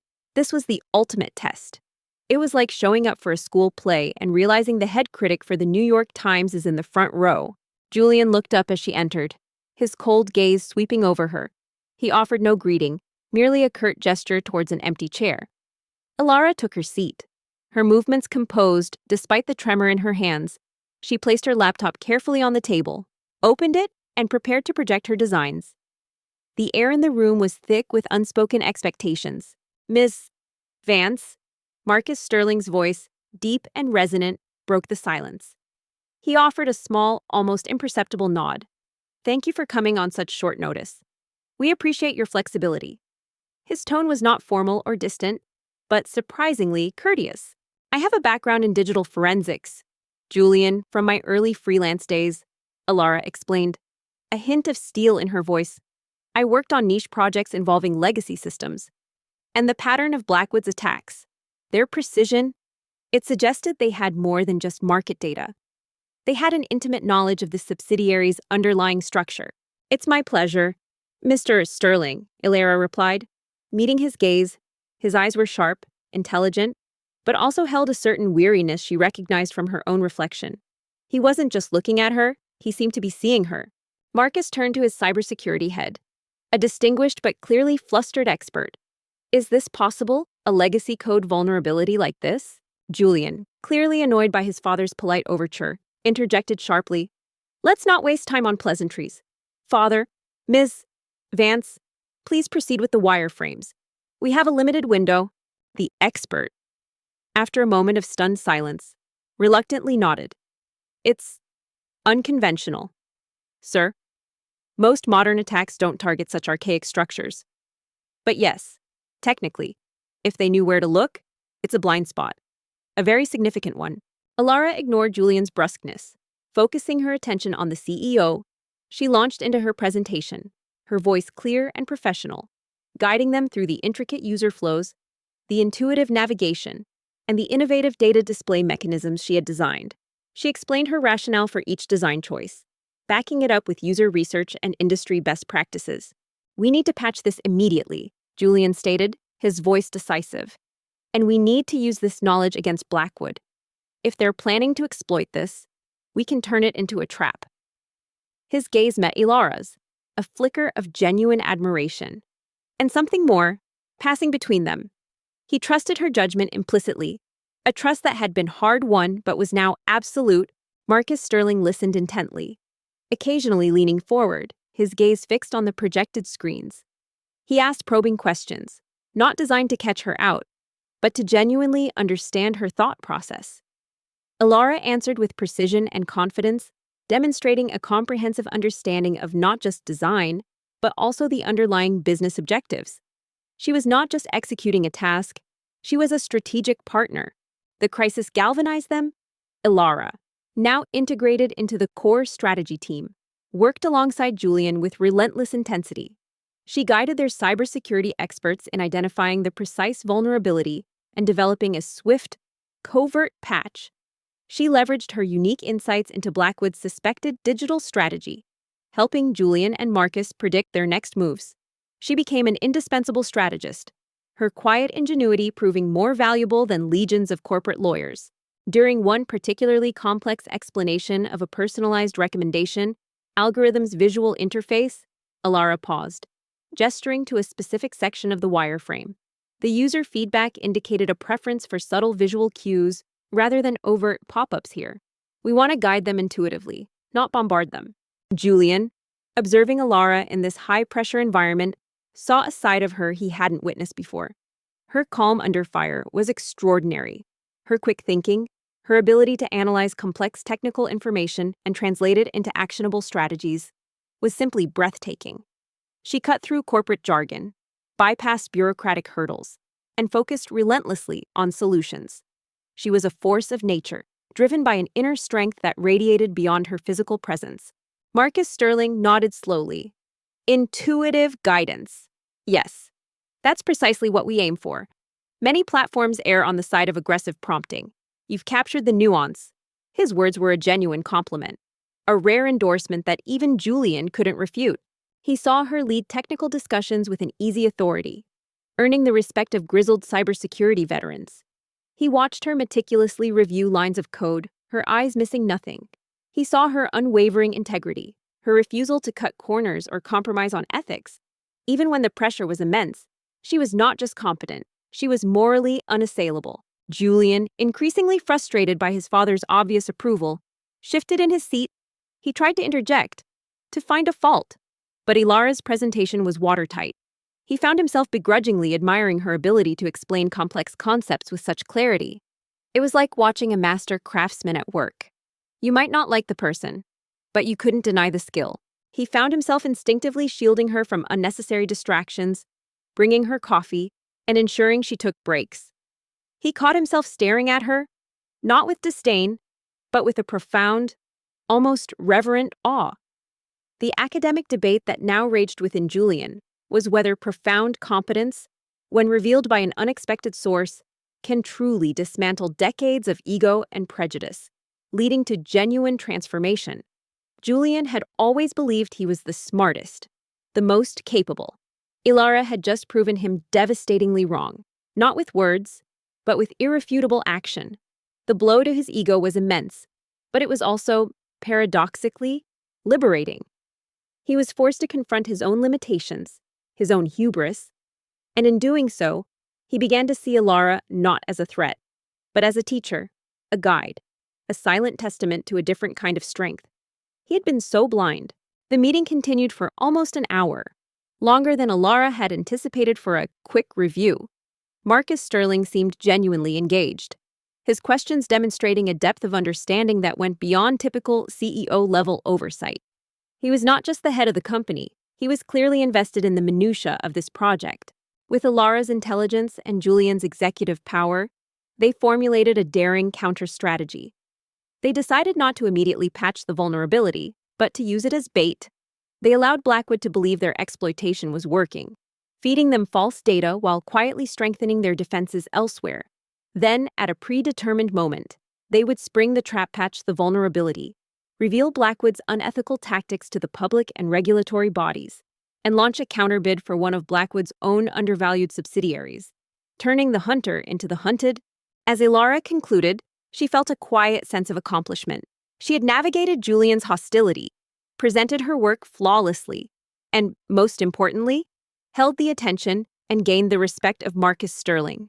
The common historical fact that informs this bold strategy is that in high-stakes conflicts, victory often goes not to the strongest, but to the most cunning.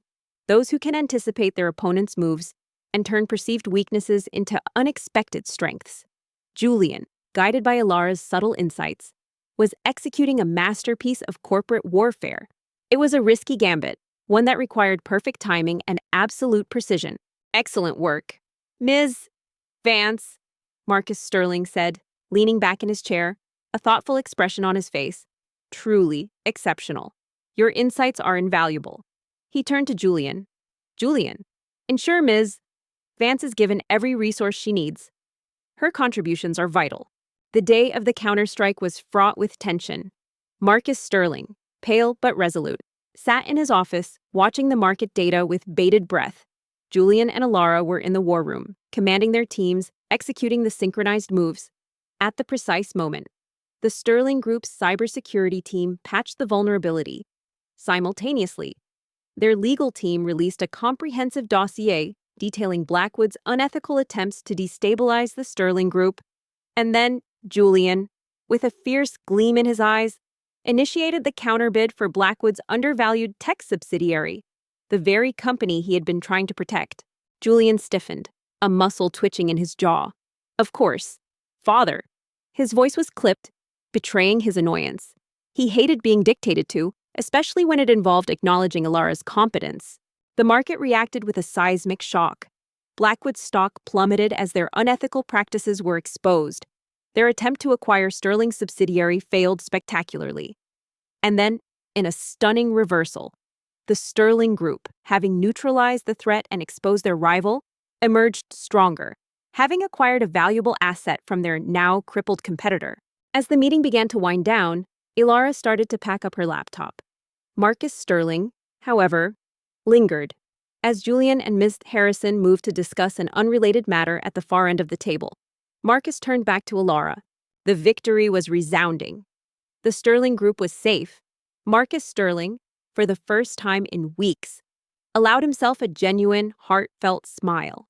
He sought out Julian and Alara in the war room, finding them surrounded by exhausted but triumphant team members. Ms. Vance, if you have a moment, I'd like to speak with you briefly. Privately? His voice was low, almost conspiratorial. You did it, Marcus said, his voice thick with emotion, his gaze lingering on Alara. Both of you. You saved us. Alara felt a fresh jolt of surprise. A private conversation with the CEO. Her mind raced, searching for any possible reason. Was it about her performance? Was there some hidden issue? She nodded, her heart still thrumming. Of course. Mr. Sterling. Julian, looking at Alara, felt a profound sense of pride, not for himself, but for her. He saw the quiet exhaustion, but also the triumphant glow in her eyes. He stepped forward, taking her hand, a gesture that was both professional and deeply personal. No, father, he said, his voice clear, his eyes meeting Alara's. She did it. Alara spotted the vulnerability. Alara devised the digital counter strategy. I just executed her brilliant plan. His acknowledgement was public, unequivocal, and deeply humbling. He had finally, completely, acknowledged her worth.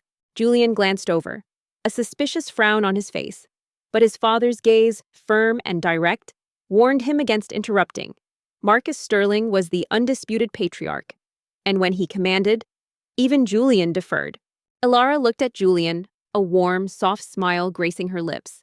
Forgiveness was still a journey, but this moment, his genuine humility and public acknowledgement, was a monumental step. He was truly changing. He was finally seeing her, and himself, with clarity. The CEO's son, once consumed by hatred for every woman, had finally seen her face, truly seen her, and in doing so, had found not just a powerful ally, but a partner, a true member of his family. The empire was safe, but more importantly, a family, broken and lost, was finally beginning to heal, thanks to the quiet strength of a woman who had once been an outsider. Once Julian and Ms. Harrison had moved out of earshot, Marcus Sterling leaned slightly closer, his voice softening. Alara, forgive my directness, but your name, it struck me. Alara Vance. Did you, by any chance, attend the Sterling Arts and Design Fellowship many years ago? Julian Sterling stood in the wake of the Blackwood Corporation's humiliating defeat, the quiet hum of success filling the Sterling Group headquarters. The air was thick with congratulations, backslapping, and the heady scent of victory. Yet, for Julian, the triumph felt hollow, overshadowed by the searing shame that burned within him. He had publicly acknowledged Alara's brilliance, given her due credit for saving their empire, but the raw honesty of that moment had merely ripped open deeper wounds. He was a man drowning in his own past, desperately seeking a lifeline he didn't know how to grasp. Alara's breath hitched. The scholarship?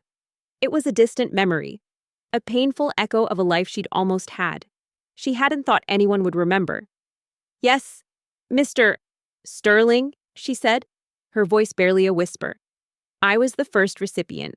Many years ago, the previous hatred he harbored for Alara had evaporated, replaced by a profound, agonizing regret. He saw her now, not as a manipulative opportunist, but as a woman of unparalleled strength, integrity, and grace. He saw his aunt, his lost family, in her eyes, and in Lily, he saw the innocent embodiment of a legacy he had unknowingly scorned. The weight of his past cruelty, his arrogant dismissals, his public slights, pressed down on him with suffocating force. Every glance Alara gave him, every gentle smile, every patient response to his awkward attempts at civility, felt like a fresh wound. He was the villain in his own story, stripped bare before the very person he had wronged. Marcus Sterling's eyes widened almost imperceptibly, a flicker of something profound passing through them. Recognition, perhaps, or even a profound regret. I thought so, he murmured, almost to himself. He gazed at her, a different kind of intensity in his eyes now. No longer just the CEO assessing an employee, but a man recalling a forgotten piece of his own past. He seemed to be truly seeing her face for the first time. Not just her work. A memory, elusive and powerful, seemed to stir within him. His transformation was not a sudden, cinematic conversion, but a painful, halting crawl. Sleep offered little respite. His nights were plagued by replays of his past interactions with Alara, each harsh word, each sneer, echoing in the darkness. He felt a desperate, almost primal need to atone, but the sheer magnitude of his offense rendered him mute. How do you apologize for decades of ingrained prejudice? How do you make amends for a lifetime of wrong assumptions? He was a man who knew how to conquer markets, but he was utterly lost in the treacherous landscape of genuine human emotion. A common historical fact, often found in the biographies of powerful figures, is that even the most driven and outwardly focused individuals often carry deep, unresolved personal histories and emotional legacies that profoundly shape their decisions and perceptions, often in ways invisible to those around them. Marcus Sterling, the titan of industry, was no exception. Beneath the veneer of corporate success lay layers of personal history that he rarely, if ever, exposed. This chance encounter with Alara Vance was like a forgotten key suddenly unlocking a long-sealed chamber in his mind. He started small, almost imperceptibly. He'd bring Alara a specific blend of coffee she preferred, remembered from an overheard conversation, leaving it silently on her desk before she arrived. He'd discreetly ensure her work schedule was less burdened. Taking on some of her administrative overflow without mention, he'd find subtle ways to praise her work to other executives, ensuring her contributions were continually recognized. These were not grand gestures, but awkward, tentative offerings, born from a desperate desire to somehow lessen the invisible debt he owed her. It was like trying to clean up a catastrophic oil spill with a single paper towel. That scholarship, it was very important to me, Marcus continued, his voice softer, almost wistful. It was established in memory of someone very dear to me. He paused, his gaze far away, lost in a private recollection. And then it was, regrettably, discontinued shortly after. I always wondered what became of its recipients, especially the first one. His eyes returned to Alara's, now filled with a warmth that completely disarmed her. You were exceptionally talented. I remember seeing your portfolio. It was quite remarkable. Alara noticed, of course. She saw the coffees, the lighter workload, the quiet, respectful glances from colleagues who Julian had clearly influenced. She saw the genuine anguish in his eyes, the almost painful effort he put into avoiding eye contact, a testament to his burgeoning shame. She understood. She didn't push, didn't demand. She simply accepted, allowing him the space to navigate his difficult path to redemption. Her own strength lay in her compassion, in her willingness to allow grace. Alara felt a rush of unexpected emotion. To be remembered, to have her youthful talent acknowledged by this powerful man, after all these years of struggle, was profoundly touching. Life took a different path. Mr. Sterling, she said, a hint of melancholy in her voice. She didn't elaborate, didn't feel the need to burden him with her story of loss and sacrifice. A common historical fact, often seen in narratives of deep-seated conflict and reconciliation, is that genuine atonement is rarely a single, declarative act, but rather a prolonged, often uncomfortable process involving consistent effort, demonstrated change, and a willingness to face the consequences of one's past actions. Julian was living this truth, discovering that the path to redemption was far more arduous than any corporate takeover. He was, for the first time in his life, genuinely vulnerable, and that vulnerability was terrifying. He nodded, a knowing look in his eyes, as if he understood more than she had said. "Life often does," he said quietly. Then his gaze became more piercing, yet still kind. "And you've clearly handled that path with immense strength, Alara. I've seen your work ethic on this project, your resilience." He paused, then leaned forward slightly, his voice dropping even lower.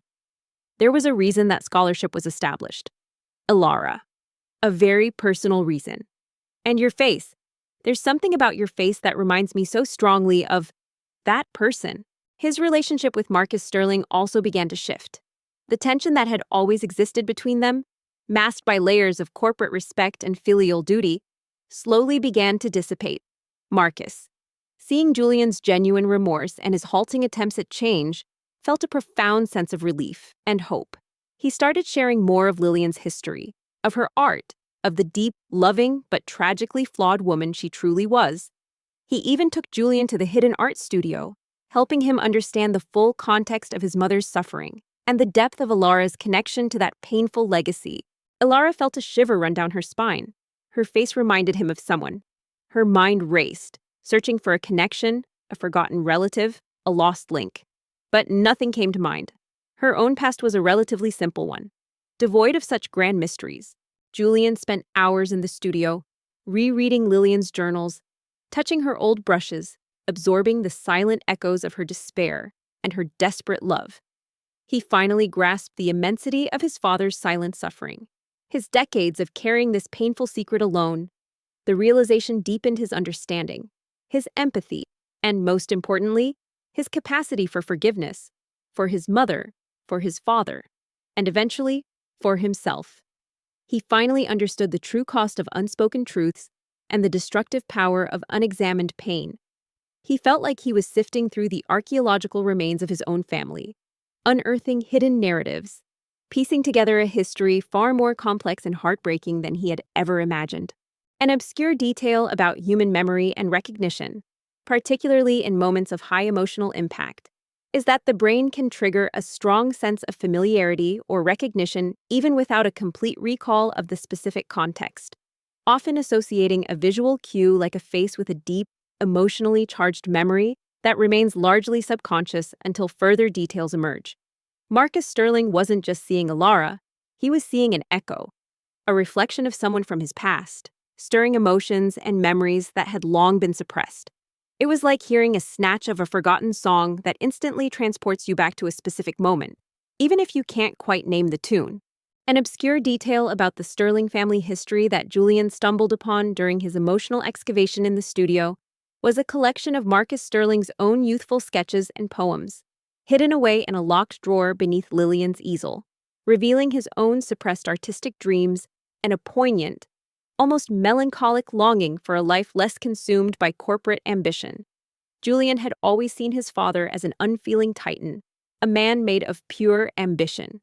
To find this hidden vein of artistic sensitivity, a shared passion with his mother, and a hidden vulnerability was profoundly unsettling and strangely comforting. It was a glimpse into a side of Marcus he never knew existed, a hidden common ground that offered a subtle, yet powerful bridge to his own emotional landscape. It was like finding out your stoic, rigid father secretly writes heartfelt sonnets. It doesn't make him less stoic, but it definitely changes your perception. Marcus Sterling continued, his voice tinged with a solemnity that suggested a profound, long-held secret. "The woman I established that scholarship for, her name was also Alara, my sister. She was an artist, incredibly talented, just like you, and she vanished from my life, quite suddenly, many years ago." He looked at Alara, a profound sadness in his eyes. "She had a daughter, a little girl. I never knew what became of them." Julian began making a conscious effort to interact with Alara and Lily. His first attempts were stiff, awkward. He tried to engage Lily in conversation about her drawings, his voice a little too loud, a little too forced. Lily, with the uncanny perception of children, sensed his discomfort but responded with gentle patience. She'd show him her latest crayon masterpiece, explain her imaginary friends, and her simple, unwavering acceptance began to chip away at Julian's formidable defenses. Lily, innocent and unburdened by the past, saw only the sad Uncle Julian, and her pure, uncomplicated affection was a powerful balm to his wounded soul. Alara's world tilted. His sister, named Alara, and she had a daughter. The pieces didn't immediately fit, yet a cold dread began to trickle down her spine.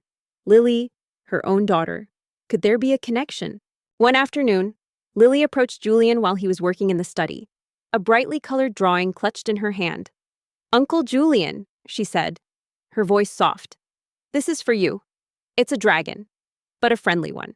My sister's daughter would be around your age now, or perhaps a little older," Marcus mused, lost in thought. "But the resemblance? It's uncanny, especially around the eyes." He pointed vaguely to his own eye area, a gesture of almost desperate recognition. Julian looked down at the drawing, a vibrant, somewhat lopsided depiction of a smiling dragon. His heart clenched. He had spent his life acting like a dragon, a fierce, fire-breathing guardian of his emotional fortress, and this innocent child was offering him a friendly one. He managed a shaky smile, the first genuine one Alara had seen him offer in months. "Thank you, Lily," he murmured, his voice thick with emotion. He carefully tucked the drawing into his desk drawer, a silent promise to cherish it. This small act of kindness, this innocent gesture of acceptance, was a profound moment in his journey. Alara felt a surge of disbelief, followed by a terrifying flicker of possibility. Could this be a coincidence or something far more profound? She had no knowledge of any lost family, any secret relatives. Her life had always been just her and her late grandmother, who had raised her after her parents' untimely deaths. Her grandmother had always been tight-lipped about their past, often deflecting questions about their extended family. He began joining them for dinner more regularly, initially sitting in stiff silence, observing. Gradually, tentatively, he began to engage. He'd ask Alara about her design projects, listening intently, offering thoughtful, rather than critical, feedback. He even found himself asking Marcus about Lillian, delving deeper into their shared past, seeking to understand the woman who had caused him so much pain, now seeing her as a victim of her own unseen battles. These conversations, painful as they were a vital part of his healing, allowing him to rewrite the narrative of his own childhood. The academic debate that frequently crops up in genealogical research and family mysteries is whether the striking physical resemblances across generations are merely genetic coincidences or if they often serve as subconscious triggers for hidden family histories, prompting investigations that unveil long-lost connections or concealed truths. For Marcus Sterling, Ilara's face was more than just a passing resemblance.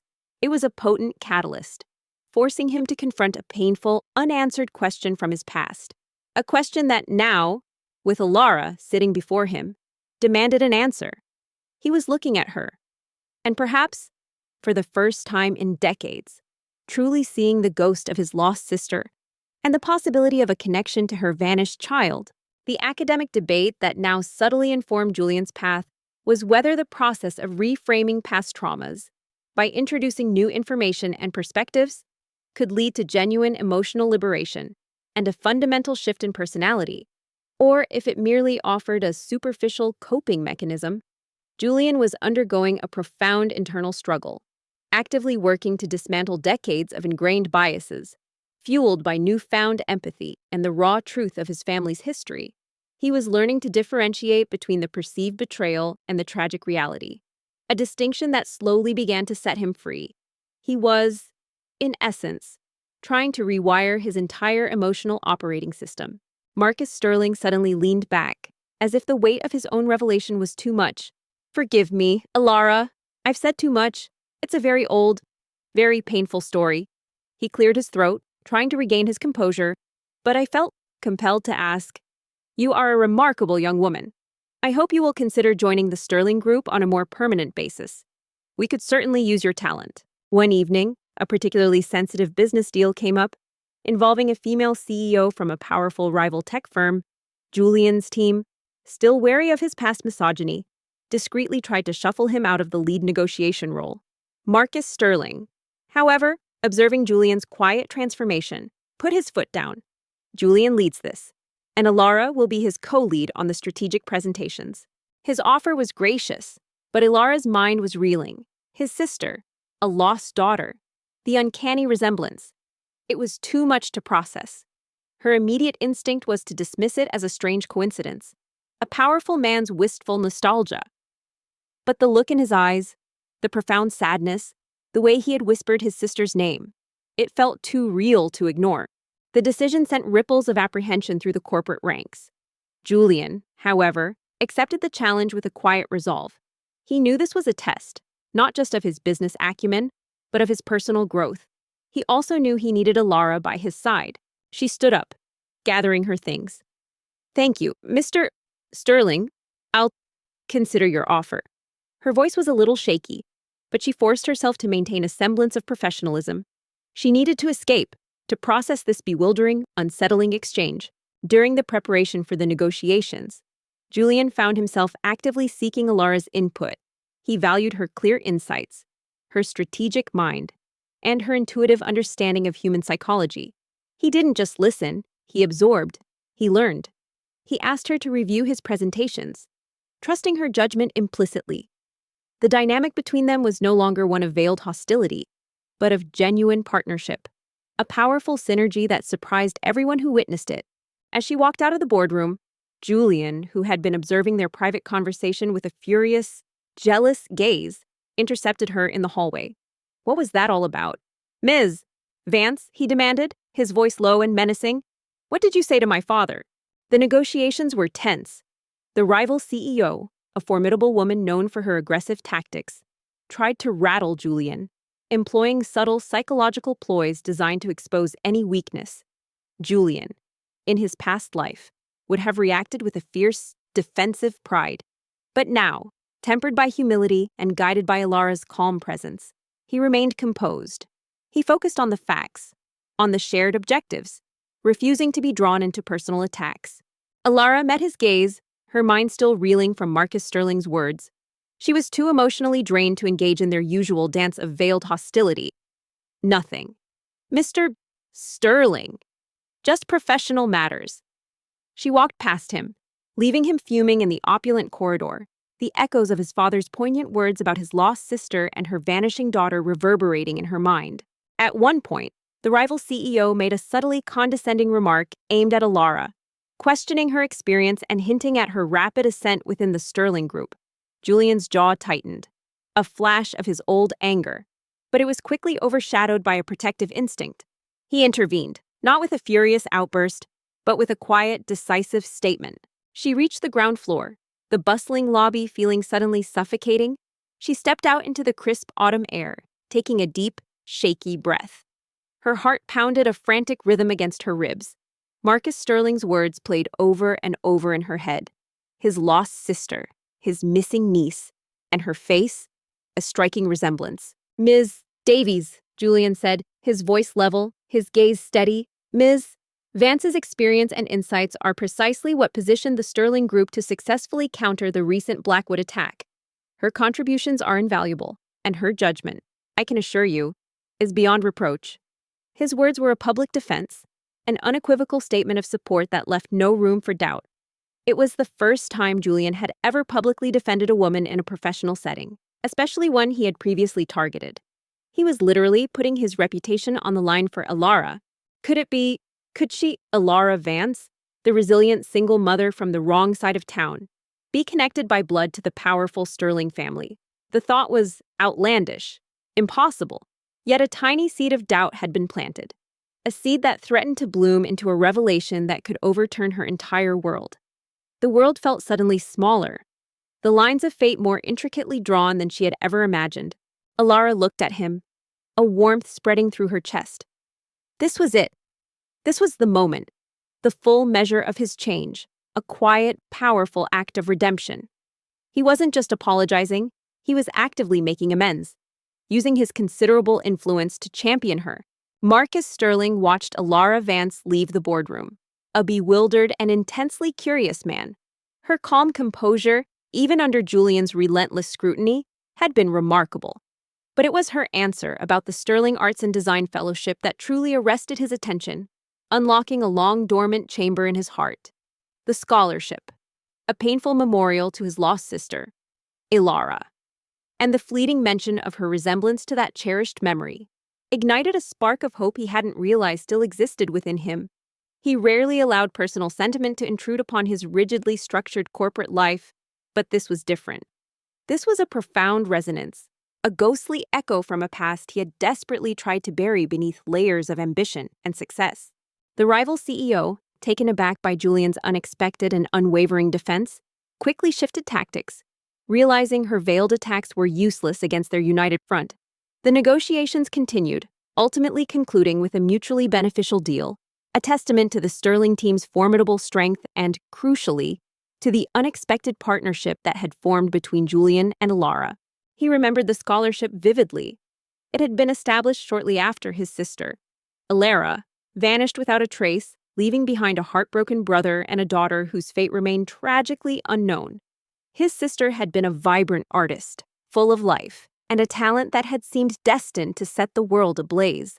She was the only person who could consistently challenge his stern father, the only one who truly understood Marcus's own suppressed artistic inclinations beneath his burgeoning business acumen. When she disappeared, it was as if a vital piece of his own soul had been ripped away. The scholarship was his quiet, desperate attempt to keep her memory alive, to foster the kind of talent she possessed, to feel connected to her in some tangible way. But then, almost as suddenly as it began, external pressures and a wave of personal grief had led him to let it lapse.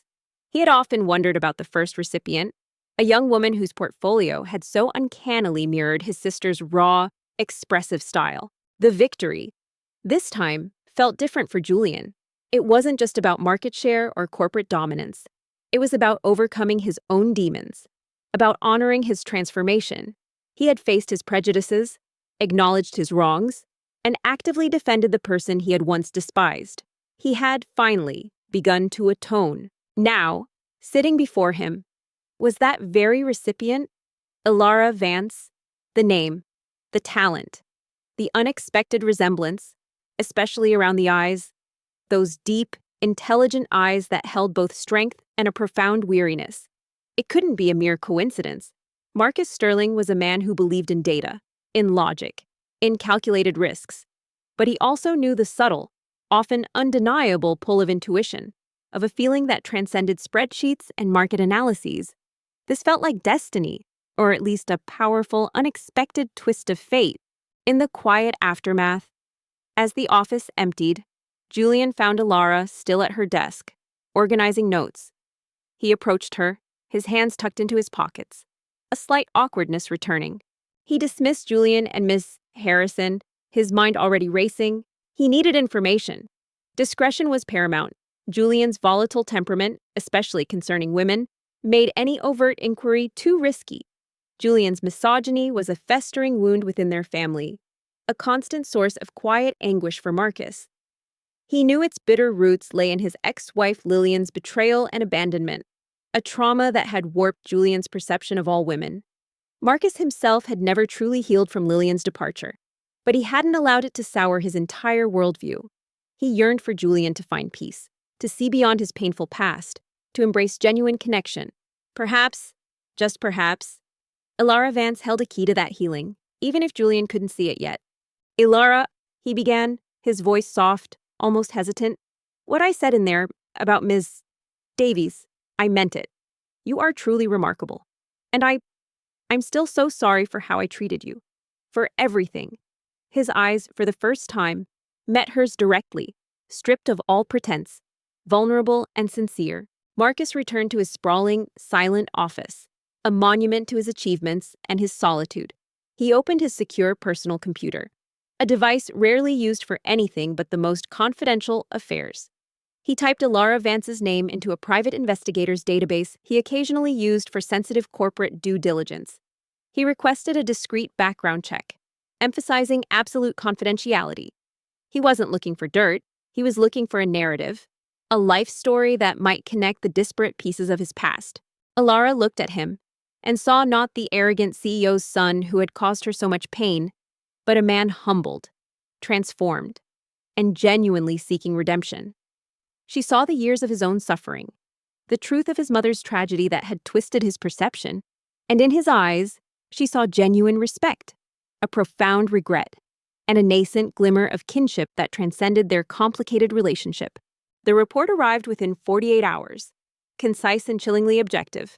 Alara Vance, age 30, single mother, daughter, Lily, age 6, parents deceased in an accident when Alara was a child, raised by her maternal grandmother, who passed away 5 years prior. No other immediate family listed, no previous marriage, no record of the father of her child.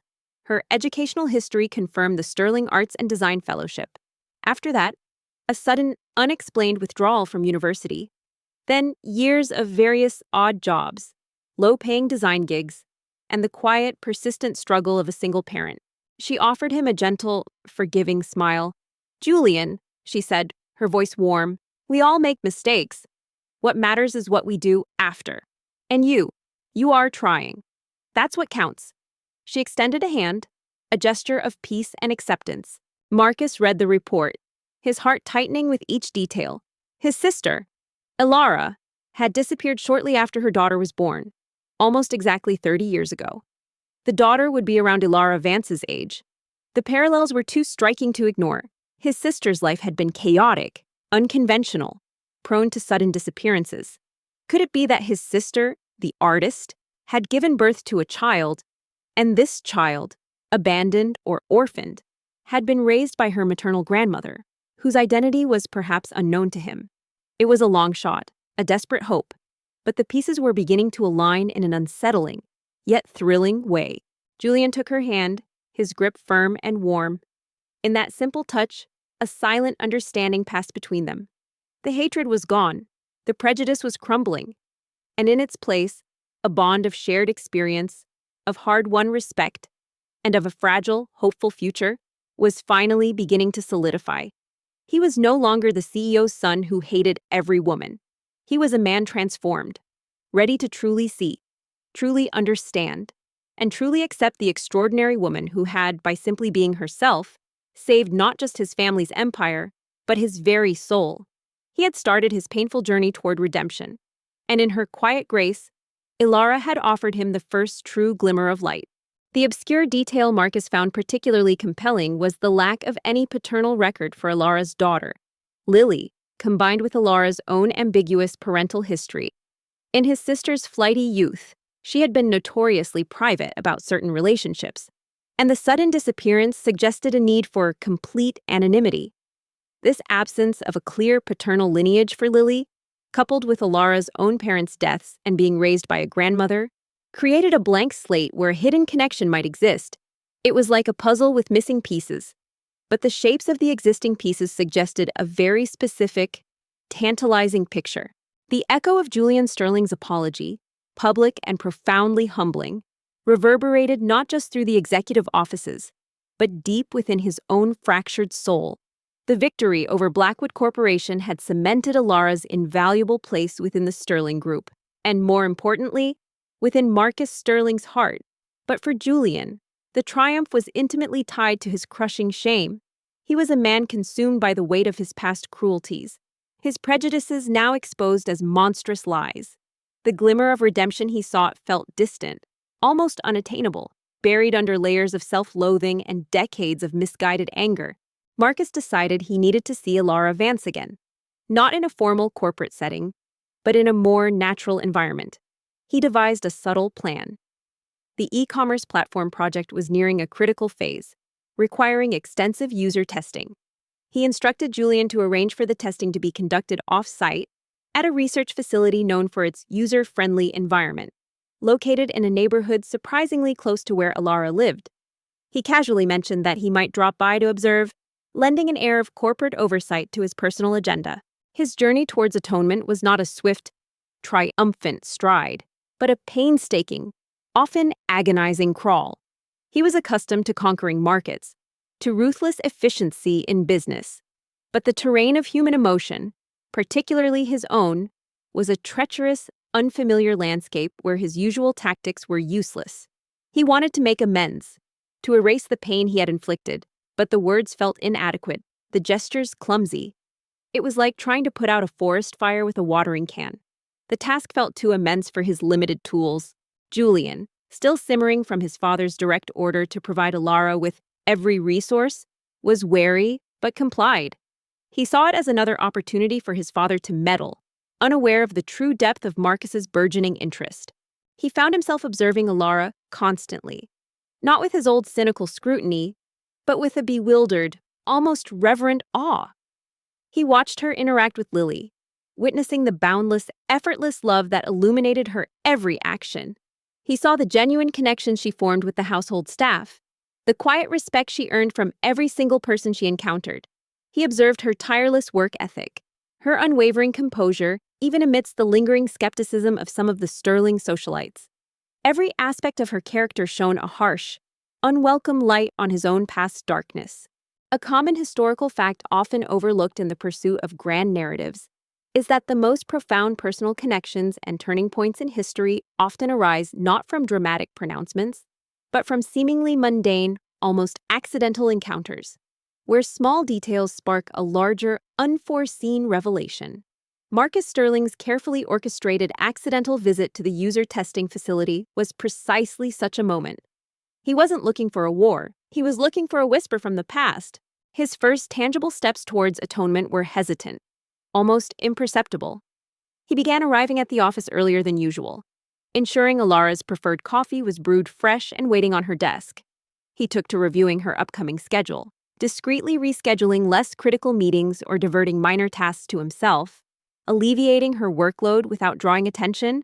He'd often find himself lingering outside her studio door in the mansion, listening to the soft hum of her computer, the quiet scratching of her design pencil, a strange, calming presence in his turbulent world. He was still avoiding direct eye contact most times, the shame a physical barrier, but his actions were slowly, painstakingly beginning to speak louder than his silence. When Marcus arrived at the user testing facility, Alara was already there, directing a small team of researchers and calmly interacting with test subjects as they navigated the new digital platform. She moved with an effortless grace, her focus absolute. She wasn't just a designer, she was a conductor, orchestrating a seamless experience. He watched her for a long time, unnoticed, observing her patience, her clear explanations, and the quiet authority with which she managed the technical aspects of the testing. He saw her interact with the testing participants, her empathetic approach guiding them through the new interface, her genuine desire to make the platform intuitive for everyone. Alara noticed, of course, the perfectly brewed coffee, the miraculously lighter schedule, the subtle shift in the atmosphere when Julian was present. She understood the effort it cost him, the humility required for such small, consistent acts. She responded with quiet acceptance, a gentle nod, a soft, "Thank you, Julian." That was filled with understanding rather than bitterness. She recognized the sincerity in his awkward gestures, the profound struggle he was undergoing. Her compassion for his internal battle was genuine. She knew the immense power of deeply ingrained pain and the arduous process of breaking free from it. She knew, perhaps better than anyone, what it meant to carry a heavy burden. He noticed the subtle lines of fatigue around her eyes, the way she sometimes pressed a hand to her temple. He also noticed the faint, almost invisible smudge of what looked like paint on the cuff of her jacket, a small detail that spoke volumes about her life outside of this corporate bubble. It reminded him of his sister, who had always had charcoal dust on her fingers, or paint smudges on her clothes, a testament to her constant creation. The lingering skepticism from the sterling social circle, however, did not dissipate as easily as Julian's personal prejudices. Fiona Dubois, in particular, remained a venomous presence. She saw Julian's public acknowledgement of Alara as a weakness, a manipulation by Alara, and a further reason to undermine her. Fiona's whispers grew louder, her passive-aggressive remarks more pointed. She orchestrated subtle social exclusions, ensured Alara was overlooked for invitations, and continued to spread thinly veiled accusations about Ilara's past and her rapid ascent within the Sterling family. She was like a particularly persistent mosquito, annoying and hard to swat away without making a scene. He approached her eventually, choosing a moment when she was alone, reviewing data on a tablet. "Miss Vance," he said, his voice quiet. Julian, now acutely sensitive to Ilara's plight, felt a surge of protectiveness he had never anticipated. He watched Fiona's machinations with a simmering rage, recognizing the same manipulative tactics he had once, blindly, associated with Ilara herself. The irony was a bitter, nauseating taste in his mouth. He remembered how he had once encouraged Fiona's cruel humor, how he had joined in the casual dismissal of others. Now, watching Fiona attack Ilara, he felt a sickening wave of regret and a powerful, urgent need to intervene. He owed Ilara, owed her for the decades of his contempt, owed her for the truth that had shattered his comfortable lies. He knew, deep down, that he needed to protect her, not just because she was family, but because she was a good, honorable woman who was being unjustly targeted. Ilara looked up, startled, then quickly composed herself. "Mr. Sterling, I wasn't expecting you." A common historical fact often seen in powerful, wealthy families is that the introduction of an outsider or unexpected heir frequently sparks intense social scrutiny and veiled hostility from established members of the elite, who view such an arrival as a threat to their own status and the purity of their lineage. Ilara was experiencing this firsthand, a modern-day Cinderella story, but with significantly more passive-aggressive tension and less singing mice. She felt the weight of countless unspoken judgments, the subtle shifts in conversation when she entered a room, the thinly veiled curiosity about her past. She was a puzzle piece that didn't seem to fit the Sterling family's grand, intricate mosaic. "Just observing," he replied, a gentle smile playing on his lips. "Your work here is truly impressive. The user feedback is overwhelmingly positive. The academic debate that often arises when deeply ingrained personal biases and public prejudice clash is whether genuine personal growth requires active public atonement and defense of the previously maligned, or, if silent, internal transformation is sufficient." Julian found himself at a crossroads. His ingrained habits screamed for him to remain silent, to let Fiona's social games play out, but his newfound understanding, his burgeoning respect for Ilara, and the crushing weight of his shame demanded more. He had publicly maligned her, perhaps he needed to publicly defend her. The very thought made him uncomfortable, but the alternative, allowing Fiona to continue her subtle torment, felt worse. "Thank you, sir. We've been working hard to ensure a seamless experience." The opportunity for a more public act of atonement arose during the Sterling Group's annual Winter Gala, the most anticipated social event of the year. The mansion shimmered with lights, music, and the glittering presence of the city's most influential figures. Ilara, dressed in a simple, elegant gown Marcus had insisted upon, felt acutely exposed amidst the dazzling displays of wealth and power. She held Lily's hand, the child wide-eyed and excited by the festive atmosphere, shielded as best as Ilara could manage from the subtle undercurrents of judgment. He paused, then asked casually, "Do you live far from here, Miss Vance?" "This facility is quite a trek from the main office." Fiona Dubois, resplendent in a designer gown, made a grand entrance, her eyes immediately seeking out Ilara. She sauntered over, a saccharine smile on her lips. "Ilara, darling, you look comfortable. So brave of you to attend, given your unique background." Her words were barely audible over the music, but the venom in her tone was unmistakable. Ilara hesitated, then offered a small, weary smile. "Not too far, actually. It's convenient for Lily's daycare." The mention of her daughter was natural, almost unconscious. Ilara merely offered a polite, unruffled smile. "Thank you, Fiona. I'm quite enjoying the evening." She refused to engage, refused to give Fiona the satisfaction of a reaction. Marcus's heart gave a little jolt. Lily. He needed to meet Lily. He needed to see if the resemblance he felt was not just with Ilara, but with her daughter. He remembered his sister speaking of a locket, a family heirloom that bore a specific symbol, a tiny, intricately carved locket that she always wore, meant to be passed down through her lineage. He had a faint hope that if this was indeed his niece, there might be some tangible proof. Fiona, emboldened by Ilara's calm demeanor, leaned closer, her voice dropping to a theatrical whisper. You know, there are whispers, darling. Whispers about your sudden appearance, your swift ascent. People are so curious about how a simple freelancer managed to capture Mr. Sterling's attention so thoroughly. It's quite the fairy tale, isn't it? Though some fairy tales, of course, have rather predatory endings. She cast a meaningful glance at Marcus Sterling, who was speaking with a group of investors nearby, before turning her gaze to Lily, a predatory gleam in her eyes. And the child? Such a convenient addition. Don't you think? He adopted a gentle, almost paternal tone. Lily, you said, how old is she? That last comment, the insidious implication about Lily, was a bridge too far. Alara felt a cold fury rise within her, a primal urge to protect her daughter.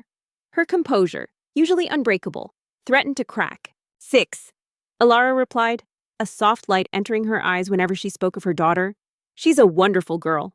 Just then, Julian Sterling materialized beside them, his presence a sudden, formidable barrier between Fiona and Alara. He had been observing from a distance, watching Fiona's insidious game unfold, his shame and protectiveness battling within him. Lily, seeing him, instinctively moved closer to Alara's leg, her innocence a stark contrast to the venomous exchange. I'm sure she is, Marcus said, his gaze lingering on her. It must be challenging, balancing such demanding work with raising a young child. Fiona. Julian's voice was low, laced with an icy menace that made Fiona flinch. His gaze was colder than she had ever seen it, devoid of any hint of their past casual flirtation. I believe you are speaking out of turn. Julian stepped forward, his eyes fixed on Alara. How did you find this? And how can you be so sure? Fiona laughed. A brittle, nervous sound. Julian, darling, just a bit of harmless banter. Alara understands, don't you? Dear Julian, who had been observing their conversation from a distance, suddenly materialized beside them, his jaw tight. Father, if you're done admiring the scenery, there are some pressing issues with the API integration we need to discuss. His tone was openly hostile, a clear attempt to disrupt their conversation. Julian's eyes, fixed on Fiona, held a profound and dangerous contempt. No, Fiona. She doesn't. And neither do I. Your banter is nothing more than thinly veiled malice, and it has no place in this home, nor around my family. He emphasized the word family with deliberate weight. Alara Vance is Marcus Sterling's wife, and the matriarch of this family, and Lily is her daughter. Their place here is as legitimate and undeniable as my own. Marcus turned to his son, his expression softening slightly as he looked at Julian, but his eyes held a firm warning. Later, Julian, Ms. Vance and I were discussing her excellent work. He turned back to Alara, his voice regaining its warmth. Alara, I've been thinking about the Sterling Arts and Design Fellowship. It was a mistake to discontinue it. Perhaps we should revisit that, reestablish it, and perhaps even expand it. He paused, then added, almost as an afterthought, I'd be keen to hear your thoughts on how such a program could best support young artists today. Perhaps over coffee, a casual chat. Away from the office pressures, Fiona's smile faltered. She had never seen Julian so unequivocally defensive of anyone, let alone a woman he had so recently despised. His voice, usually dismissive, was now infused with an unshakable conviction. He was not just defending Alara, he was defending his own choices, his own growth, his own truth. Alara was stunned. The scholarship revived, and he wanted her input. It was an extraordinary gesture, and the offer of a casual coffee, it felt less like a professional invitation and more like a gentle probing, an attempt to bridge a gap she didn't even know existed. Julian's presence, radiating resentment, made the offer even more intriguing. She knew it meant dealing with Julian's anger, but the implications for her future and Lily's were too significant to ignore. And as for fairy tales with predatory endings, Fiona. Julian continued, his voice dropping to a chilling whisper that carried only between the three of them. Perhaps you should examine your own narrative. The Dubois family has, for generations, relied on the Sterling Group's financial goodwill. Your continued activities might very well jeopardize those long-standing arrangements. Are we clear? I would be honored. Mr. Sterling, Alara replied, her voice filled with genuine surprise and gratitude. Thank you. Fiona's face went pale. The unspoken threat, delivered with a chilling precision, struck at the very heart of her family's financial stability. Julian knew their vulnerabilities, just as Ilara knew the Sterling Group's. His words were a direct, undeniable warning that exposed her own calculated hypocrisy. Julian's face was a mask of furious disbelief. He stared at his father, then at Ilara, his mind struggling to comprehend the unusual warmth and familiarity he was witnessing. His father, the cold and distant CEO, inviting a mere freelancer for a casual coffee to discuss a defunct scholarship. It was completely out of character. He felt a sharp pang of jealousy, a bitter resentment rising in his throat. "Good evening, Fiona," Julian concluded, his voice dismissing her with a finality that was absolute. He didn't wait for a reply. He simply turned his back on her, a silent, powerful dismissal. Fiona, stunned and humiliated, mumbled an excuse and retreated, melting into the crowd, her night utterly ruined. Later that evening, after the user testing concluded, Marcus Sterling returned to his office. He called his longtime, utterly discreet personal assistant, Mrs. Evans. "Mrs. Evans, I need you to quietly arrange a meeting with Ilara Vance. Not a formal one. Perhaps a coffee. Somewhere private and neutral. And I need you to find everything you can about the maternal grandmother of the first Ilara Vance, the one who received the scholarship. Her full name, family history, everything. Absolute discretion." Ilara looked at Julian, her heart swelling with an unexpected surge of emotion. This was more than an apology. It was an act of profound courage, a public declaration of his transformation. He had risked his own social standing, his own carefully cultivated image, to defend her, to protect Lily. He had used his power not to dominate, but to shield. It was the public manifestation of his internal struggle, the tangible proof of his dawning redemption. Mrs. Evans, a woman who had seen the Sterling family through decades of triumphs and personal tragedies, simply murmured, "Of course, Mr. Sterling. Consider it done." She didn't ask questions. She simply delivered. She had witnessed Marcus Sterling's quiet grief after his sister's disappearance, and she recognized the glint of renewed purpose in his eyes. "Julian," Ilara whispered, her voice thick with gratitude. "You didn't have to do that." Marcus Sterling spent the next few days in a state of restless anticipation. He found himself looking at old photographs of his sister, Ilara, trying to find definitive resemblances, trying to bridge the gap of 3 decades. The more he looked, the more convinced he became. The curve of the jawline, the shape of the eyes, the determined set of the chin, they were all there, subtly reflected in Ilara Vance, the designer. It was a ghostly reflection of his sister. He turned to her, his eyes meeting hers directly, no longer avoiding her gaze. There was still a flicker of shame, but it was overshadowed by a quiet resolve, a newfound integrity. "Yes, Ilara, I did," he said, his voice soft, almost vulnerable. "I owed it to you. I owe you so much." He then looked down at Lily, who was still clinging to Ilara's leg, watching him with curious eyes. He knelt down, offering a rare, gentle smile. "Hey, Lily, are you enjoying the party?" The academic debate about the power of familial resemblance as a catalyst for historical or personal discovery often questions how much of the recognition is objective genetic similarity and how much is projection fueled by deep emotional longing or a desire for connection. For Marcus, it was a potent blend of both. His longing for his lost sister and niece was so profound that it primed him to see what he desperately hoped was there. Yet, the physical similarities, when he deliberately looked for them, were undeniable. Lily, shy but sensing his genuine warmth, offered a hesitant nod. "Yes, Uncle Julian, it's very pretty." He received another discreet report from Mrs. Evans, the full name of Ilara Vance's maternal grandmother. The name was familiar, startlingly so. It was the name of his sister's closest friend from their rebellious youth, a bohemian artist who had lived a quiet, solitary life away from the city. The friend had vanished from his life shortly after his sister did. Could it be, had his sister, in her final act, entrusted her child to her dearest friend? Julian felt a profound ache in his chest, a mix of regret for lost time and a blossoming hope. He saw Ilara, her face now softened with gratitude, and he saw Lily, her innocent acceptance a balm to his wounded soul. The hatred had been replaced by a fierce, undeniable need to protect this family, a family he had once so cruelly rejected. The pieces clicked into place with a horrifying, yet exhilarating, clarity. His sister, Ilara, had vanished with her newborn daughter, seeking anonymity, escaping the gilded cage and the suffocating expectations of the Sterling family. She had turned to her most trusted friend, Ilara Vance's grandmother, for help. The friend had raised the child as her own, fiercely protecting her identity, perhaps even at Marcus's sister's dying wish. It was a clandestine act of love, a secret woven into the very fabric of two families. The rest of the evening passed in a blur.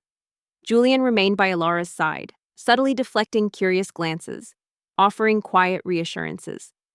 He introduced her to executives and dignitaries, his tone respectful, his words emphasizing her invaluable contributions to the Sterling Group. He wasn't just defending her, he was actively championing her, subtly reshaping the narrative of her arrival within their elite circle. He was learning to use his power for good, a profound shift from his previous existence. His first Ilara had died, a terrible, unspoken truth, but she had left behind a legacy, a living embodiment of her spirit. And Marcus, in his blindness, in his grief, had missed her. He had walked past his own niece, dismissed her, allowed his son to treat her with contempt. The realization hit him like a physical blow. The shame was immediate and overwhelming. He had been so close to his blood, his true family, for years, and hadn't recognized her. The common historical fact, often seen in narratives of deep personal growth, is that the most powerful acts of redemption are not always grand, public declarations, but consistent, observable changes in behavior, particularly when an individual uses their influence to uplift and defend those they once disparaged. Julian's transformation, witnessed by the very people who had observed his past cruelty, was becoming undeniable. He was not just saying he was sorry, he was showing it consistently, powerfully. He pulled out an old, velvet-lined box from his desk drawer, hidden beneath layers of corporate documents. Inside, nestled on a silken cushion, was a small, intricately carved silver locket. It was his sister's. She had given it to him years before her disappearance, asking him to keep it safe, to pass it on to her daughter, if she ever had one. It bore a tiny, almost invisible symbol on its clasp, a stylized lily, a symbol his sister had chosen for her deepest hopes and dreams.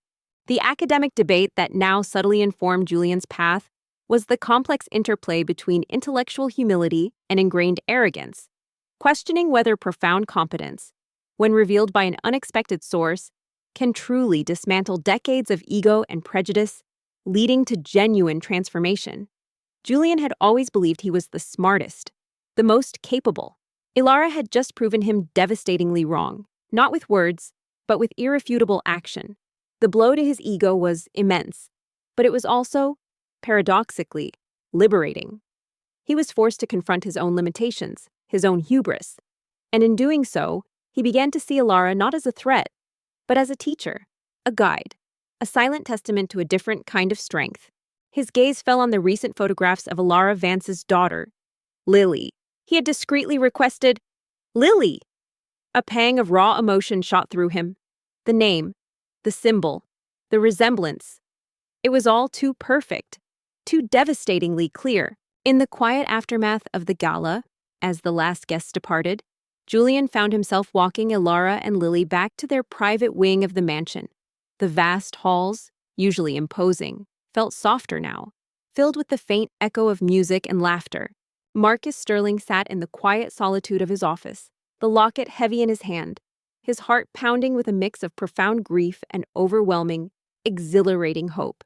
He had found her, his niece, the daughter of his lost sister, and she had a daughter of her own, Lily, a testament to enduring life and hidden lineage. "Thank you, Julian," Ilara said again, her voice sincere. Really, that meant a lot. The CEO, Marcus Sterling, a man who had everything, realized he had spent decades searching for something he had unknowingly pushed away. He had found it now, not in a grand corporate merger, but in the quiet strength of a single mother, a woman Julian had dismissed. His fascination with Ilara Vance had transformed into something far more profound, a desperate need to reclaim a lost piece of his family, to atone for past blindness, and to finally bring his beloved sister's legacy home. And he knew, with unwavering certainty, that he would do everything in his power to ensure this time he would not lose his family again. Julian paused, looking at her, a profound honesty in his eyes. Elara, I know words aren't enough. I know I've been a terrible, hateful fool, but I promise you, I will spend the rest of my life trying to make amends for everything. His gaze lingered on Lily, who was now fast asleep in Alara's arms. For you, for Lily, for my mother, for my aunt. He looked back at Alara, his eyes filled with a raw, earnest plea for understanding. I'm trying. Alara. Truly. The coffee shop Marcus Sterling had chosen was an oasis of quiet elegance, tucked away on a tree-lined street, far from the bustling corporate towers. Alara Vance sat across from him, the steam from her latte warming her hands, but doing little to thaw the icy shock that had settled deep in her bones. Marcus Sterling, the CEO of the monolithic Sterling Group, a man whose wealth could buy nations, had just proposed marriage to her, not with grand gestures or romantic overtures, but with a quiet, solemn gravity that made the utterly outlandish proposition terrifyingly real. Alara looked at him and saw not the arrogant CEO's son who had caused her so much pain, but a man humbled, transformed, and genuinely seeking redemption. She saw the years of his own suffering, the truth of his mother's tragedy that had twisted his perception, and in his eyes, she saw genuine respect, a profound regret, and a nascent glimmer of kinship that transcended their complicated relationship. I understand this is unexpected. Alara, Marcus began, his voice calm, his eyes steady, betraying none of the turmoil that must have surely accompanied such a decision. Perhaps even absurd. From your perspective? He paused, allowing the weight of his words to settle between them. But I assure you, I am entirely serious. She reached out, gently touching his arm. I see you trying, Julian, she said softly, her voice filled with compassion. And that's all anyone can ask for. Alara could only stare, her mind a chaotic whirl. Absurd. It was beyond absurd. It was an impossible, fantastical leap from her reality of meticulously cut PB&J sandwiches and late-night freelance gigs. She, Alara Vance, a single mother struggling to make ends meet, marrying Marcus Sterling, the man who owned half the city, whose name was synonymous with power and untouchable privilege. It was like being asked to pilot a spaceship when you'd barely mastered a bicycle. In that moment, a profound sense of peace settled between them. The battle was not entirely over. The journey of healing still long, but a vital corner had been turned. Julian Sterling, the CEO's son who hated every woman, had finally seen her face, truly seen her. And in doing so, had begun the agonizing, beautiful process of seeing himself, too. He was finally ready to be part of a family, not just a dynasty, and to truly build a future rooted in respect, understanding, and the enduring power of empathy. The path to redemption, arduous and long, had finally, beautifully, begun. Mr. Sterling, she finally managed, her voice hoarse, with all due respect. I don't understand. We barely know each other. And you have a son, Julian. He would never accept this. This is madness. She felt a blush creep up her neck, a visceral reaction to the sheer audacity of the situation. The Sterling Group's annual charity gala shimmered with an unprecedented sense of triumph that year, not just for its successful fundraising, but for the palpable shift in the family at its helm. The Blackwood crisis had been averted. Its architect, Alistair Blackwood, now facing a cascade of legal challenges and a collapsing empire. The Sterling Group had not only survived, it had emerged stronger, more unified, and undeniably more resilient. At the heart of this transformation stood Alara Vance Sterling, Marcus's wife, and the unwitting catalyst for Julian Sterling's profound, agonizing, and ultimately beautiful redemption. Marcus's expression remained unperturbed. Julian's opinions, while forceful, are not a determinant of my decisions, he stated, a hint of steel in his tone. As for knowing each other, perhaps not in the conventional sense, but I know enough. Alara, I know your strength, your integrity, your quiet resilience, and, he added, his gaze softening, deepening. I know your face. And that, surprisingly, is where this begins. Ilara moved through the glittering ballroom with an effortless grace that belied her past struggles. She wore a gown of deep emerald silk, a gift from Marcus, that shimmered under the chandeliers, accentuating her quiet elegance. Her hair was swept back in a sophisticated chignon, highlighting the intelligent kindness in her eyes. Lily, dressed in a miniature matching dress, clung to her hand, occasionally peeking out from behind Ilara's skirt with wide, curious eyes. Ilara was no longer the outsider. She was undeniably the lady of the house, her presence exuding a quiet authority and a warmth that softened the mansion's formidable grandeur. He then, with a controlled voice, began to weave a narrative that both terrified and captivated Ilara. He spoke of his lost sister, Ilara, an artist who had disappeared decades ago, leaving behind a daughter whose fate remained unknown. He spoke of his lifelong regret, his futile search, and how Ilara Vance, the designer, had walked into his life, bearing an uncanny resemblance to his beloved sister. He spoke of his discreet investigations, of connecting the dots to Ilara's grandmother, his sister's closest friend. He laid out the chilling, undeniable evidence, piece by painstaking piece, that Ilara Vance, the struggling single mother, was in fact his long-lost niece, the daughter of his vanished sister, and Lily, therefore, was his great-niece. Marcus Sterling stood proudly by her side, his gaze often settling on Ilara with a profound tenderness. He had found his long-lost family, and in doing so, had rediscovered a depth of happiness he believed lost forever. He was a man at peace, watching his family heal, his legacy secured not just by corporate power, but by genuine human connection. He saw the subtle, respectful nods from guests who had once whispered behind their hands, acknowledging Ilara's undeniable strength and the pivotal role she played in saving the Sterling Empire. It was a victory far more meaningful than any business deal.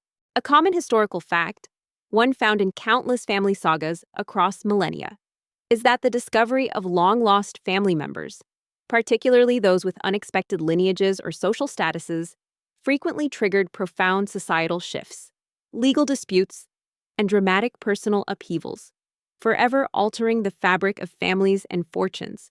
Ilara felt the ground beneath her feet give way. She wasn't just a freelancer anymore.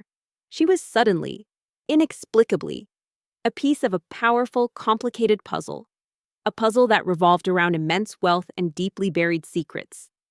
It was like suddenly finding out your humble family tree has a secret branch that leads straight to a royal throne. And now everyone expects you to wear a crown. Julian Sterling, however, was a testament to the true depth of the family's transformation. He entered the ballroom not with his old swagger, but with a quiet humility that was almost disarming. His impeccably tailored suit still bespoke wealth, but his demeanor was stripped of arrogance. His eyes, once cold and contemptuous, now held a deep, reflective warmth, especially when they met Ilara's. He greeted guests with genuine politeness, engaging in conversations with an open, attentive curiosity that had once been alien to him. He no longer sought to dominate, but to connect. Ilara listened, numb, as Marcus explained his rationale for the proposal. It wasn't about love, not in the romantic sense, he clarified, recognizing her unspoken bewilderment. It was about protection, about bringing his flesh and blood, his lost family, into the undeniable security of the Sterling name. He spoke of the dangers of their world, the vultures that preyed on vulnerability. He spoke of rectifying a past wrong, of his guilt for not finding them sooner. He spoke of ensuring Lily's future, of providing a life of opportunity and safety that Ilara, alone, could not possibly guarantee. He walked directly towards Ilara and Marcus, a subtle smile touching his lips. "Ilara," he said, his voice soft, almost hesitant. "You look radiant." He meant it. He saw the woman who had, by simply being herself, shattered his prejudiced worldview and forced him to confront his deepest pains. He saw his aunt's daughter, his family, and he saw the profound goodness that had been absent from his life for too long. He then knelt down to Lily's level, his expression softening further. "And Lily Bug, you look like a princess. Are you having fun in this marriage?" "Ilara," he stated, his voice now almost pleading, is the fastest, most effective way to integrate you and Lily into my family, to give you immediate, undeniable protection and access to every resource the Sterling Group can provide. It is the only way I can ensure no one else can ever take you away. As my sister was taken, his gaze was earnest, desperate. You will have a life free from financial worry, a future secured. Lily will have every opportunity, every advantage. Lily giggled, delighted by his attention. Yes, Uncle Julian. It's very sparkly. Alara's mind reeled. Security. Opportunity for Lily. These were the very cornerstones of her daily struggle. To have them offered on a silver platter, seemingly overnight, was dizzying. But at what cost? Marrying a man she barely knew. A man old enough to be her father, purely for strategic reasons. It felt transactional, cold, almost demeaning. Yet the image of Lily's bright, innocent face, her small and trusting hand in hers, flashed before her eyes. For Lily, she would walk through fire. Would she marry a stranger for her? Julian's heart swelled with an ache that was both bittersweet and profoundly fulfilling. He had missed so many years, so much innocence, but he was here now, and he was trying. He had spent the last months in relentless self-reflection.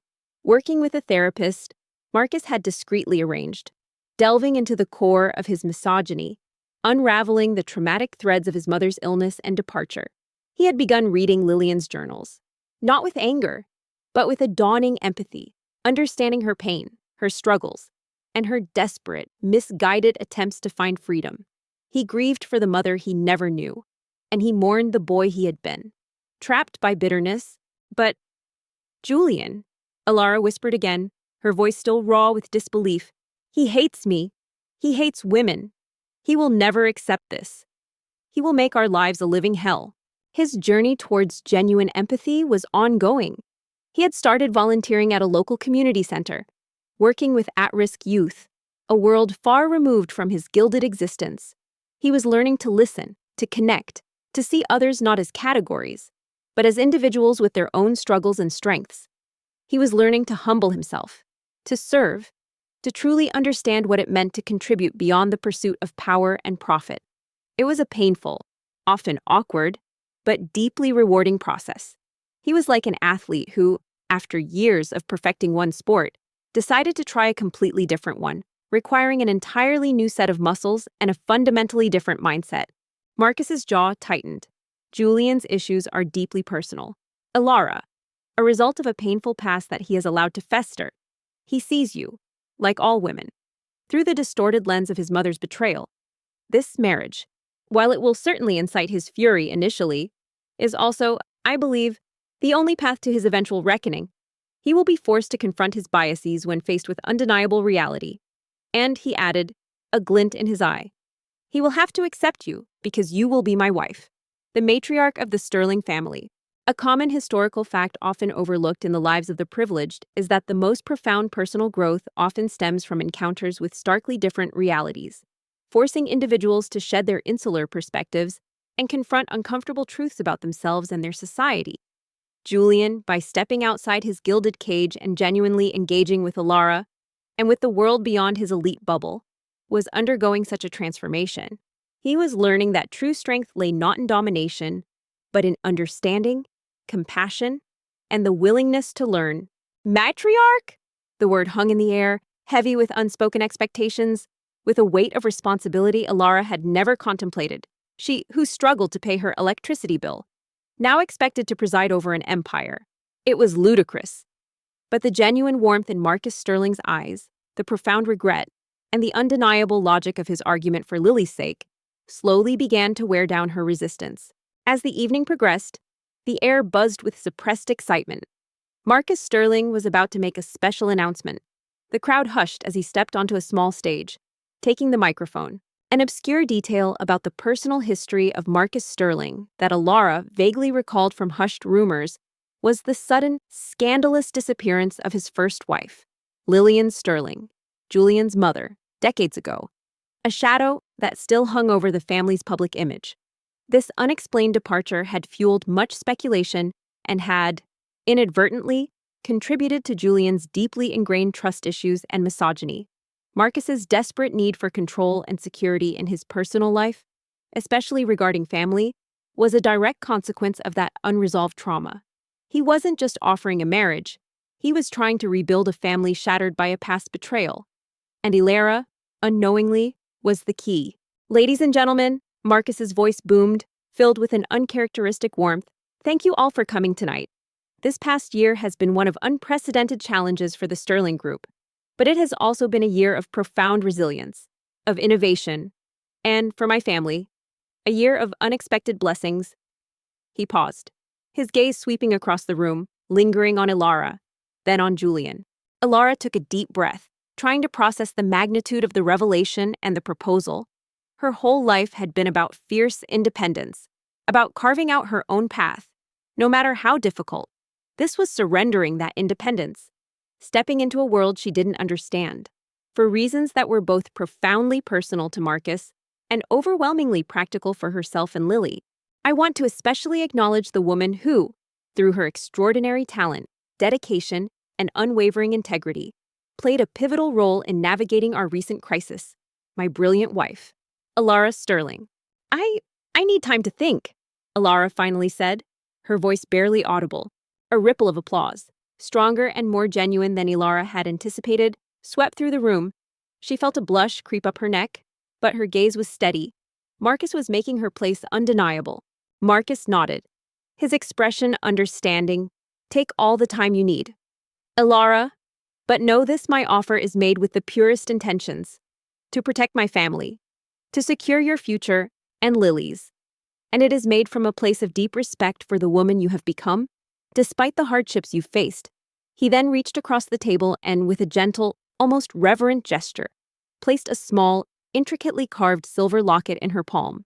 It was old, worn smooth by time, and on its clasp, Ilara saw a tiny, stylized lily. And, Marcus continued, his voice gaining a deeper solemnity, I also want to announce a new initiative, one that is deeply personal to me, and one that has been decades in the making. Today, we are formally relaunching and significantly expanding the Sterling Arts and Design Fellowship.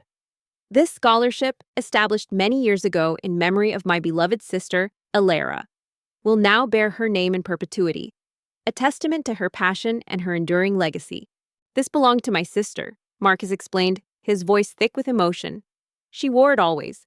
She told me she would pass it to her daughter, if she ever had one. I kept it safe, hoping one day to find my niece. He looked at the tiny lily on the clasp, then up at Ilara, his eyes glistening. It's meant for you, Ilara, and for Lily. In time, a hushed murmur went through the crowd. Many knew of Marcus's lost sister, though the details were always vague. Julian, standing near the stage, felt a surge of emotion. This was his father, publicly honoring his lost sister, finally bringing her story into the light. Ilara stared at the locket, her fingers tracing the delicate carving. The stylized Lily. Her daughter's name.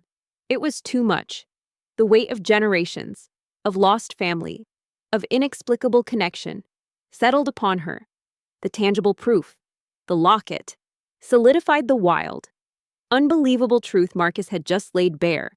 She was not just Ilara Vance. She was a missing piece of the Sterling family. This new fellowship, Marcus announced, his voice filled with emotion, will not only provide full scholarships to aspiring young artists and designers from underserved communities, but it will also include mentorship opportunities directly within the Sterling Group's burgeoning creative divisions. And to guide this crucial initiative, to ensure its mission is truly fulfilled, I am proud to announce that my wife, Ilara Sterling, the first recipient of this very fellowship, will serve as its executive director. She spent the next 24 hours in a haze of disbelief and intense deliberation.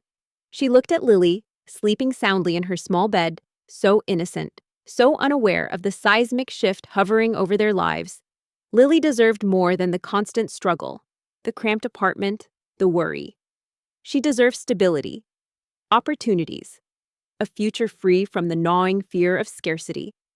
Marcus Sterling's offer, for all its strangeness, provided that it was a golden key to a gilded cage, perhaps, but a cage that promised protection and unimaginable resources. The applause was thunderous. Ilara's eyes widened in surprise. Executive Director. It was a role beyond her wildest dreams, a chance to fully embrace her passion, to give back, to truly make a difference. She looked at Marcus, her heart overflowing with gratitude. He wasn't just giving her a title, he was giving her a purpose, a platform to realize her full potential. And he was doing it with Lily's future in mind, a future where the arts were not a luxury, but a supported, viable path. The academic debate about the moral complexities of strategic marriages, particularly when personal affection is absent, often questions whether such unions are a pragmatic solution to overwhelming circumstances or a tragic compromise of individual autonomy and emotional fulfillment. Alara wrestled with this internal conflict. Could she marry a man she didn't love, simply for the sake of her daughter's future? Was it a betrayal of her own heart, or the ultimate act of maternal self-sacrifice? Her love for Lily was boundless, a fierce, protective fire. This was the ultimate test of that love. Furthermore, Marcus continued, his voice now turning to a more somber but resolute tone, the Sterling Group is also committing significant resources to a new foundation dedicated to mental health awareness and support, particularly for individuals struggling with the pressures of high-stress environments. This initiative is established in memory of my first wife, Lillian Sterling, whose tragic passing we now understand was a result of a lifelong battle with profound mental illness. It is our hope that by shedding light on these silent struggles, we can help others find the support and understanding that Lillian, tragically, could not. She thought of Julian Sterling's reaction. The thought of his explosive fury, his righteous indignation, made her stomach clench. He would see this as the ultimate affront, the final piece of evidence that all women, including her, were manipulative opportunists. But then she thought of Marcus, his genuine sadness, his desperate longing for family, his quiet conviction that this was the only way. He was not marrying her out of convenience, but out of a profound sense of duty and a yearning for lost family. This wasn't a transactional arrangement. It was a desperate attempt to heal a generational wound. A collective gasp rippled through the room. The revelation about Lillian Sterling's mental illness, so long a source of hushed rumors and speculation, was a bombshell. Julian, standing by the stage, felt a wave of profound relief wash over him, mingling with a deep, aching sadness. His father had done it. He had finally brought Lillian's truth into the light, clearing her name, transforming her perceived shame into a powerful legacy of compassion. He saw the tears in the eyes of some of the older guests, individuals who had known Lillian, and who now understood the depths of her quiet suffering. This was the ultimate act of public atonement, not just for Lillian, but for the Sterling family itself. A powerful dismantling of the very secrets that had poisoned Julian's soul. The choice, she realized, was not about her own comfort or romantic ideals. It was about Lily. It was about security, about breaking the cycle of poverty and uncertainty that had plagued her own life. It was about giving Lily a foundation strong enough to withstand any storm. And for that, Alara knew. She would pay any price. She would face Julian's hatred, endure the whispers of high society, and step into a world she didn't belong in, if it meant Lily would be safe. An obscure detail Marcus had prepared, which he did not announce publicly but shared with Julian, was the establishment of a specific, discrete wing within the new mental health foundation dedicated to supporting artists and creatives struggling with mental health challenges. Directly influenced by Lillian's own artistic background and her belief that her artistic sensibility made her more vulnerable. This nuanced approach showed Marcus's profound understanding of Lillian's unique struggle, making the foundation a true testament to her memory. Far beyond a general charitable act, it was Marcus's way of saying, I see you, Lillian, even now. She called Marcus Sterling the next morning. Her voice, though still tinged with apprehension, was firm. Mr. Sterling, I accept your proposal.